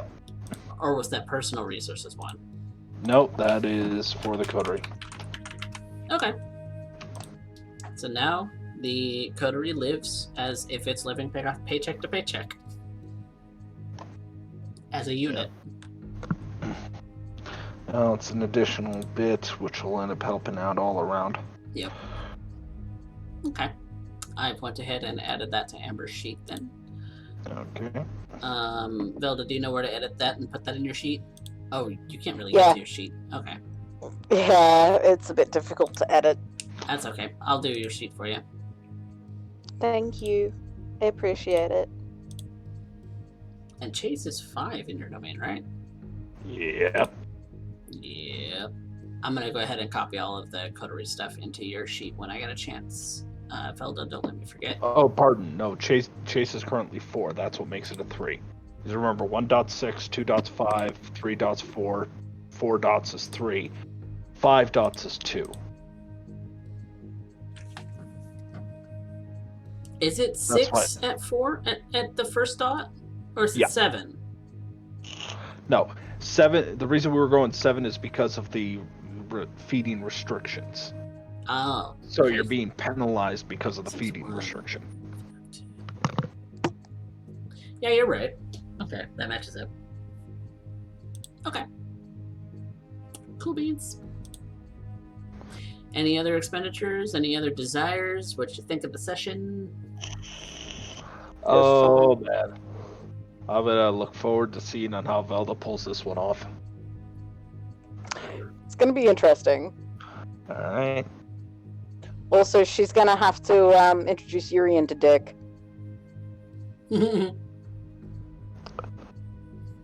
It seems so weird to use that as a nickname. What? As opposed to Richard? I mean, yeah. Well, he doesn't like being called Richard normally because his name is actually Richard Dempsey, which is also the name of a British actor. Mm. So it goes by Dick. Yeah, so it goes by Dick normally. Alright.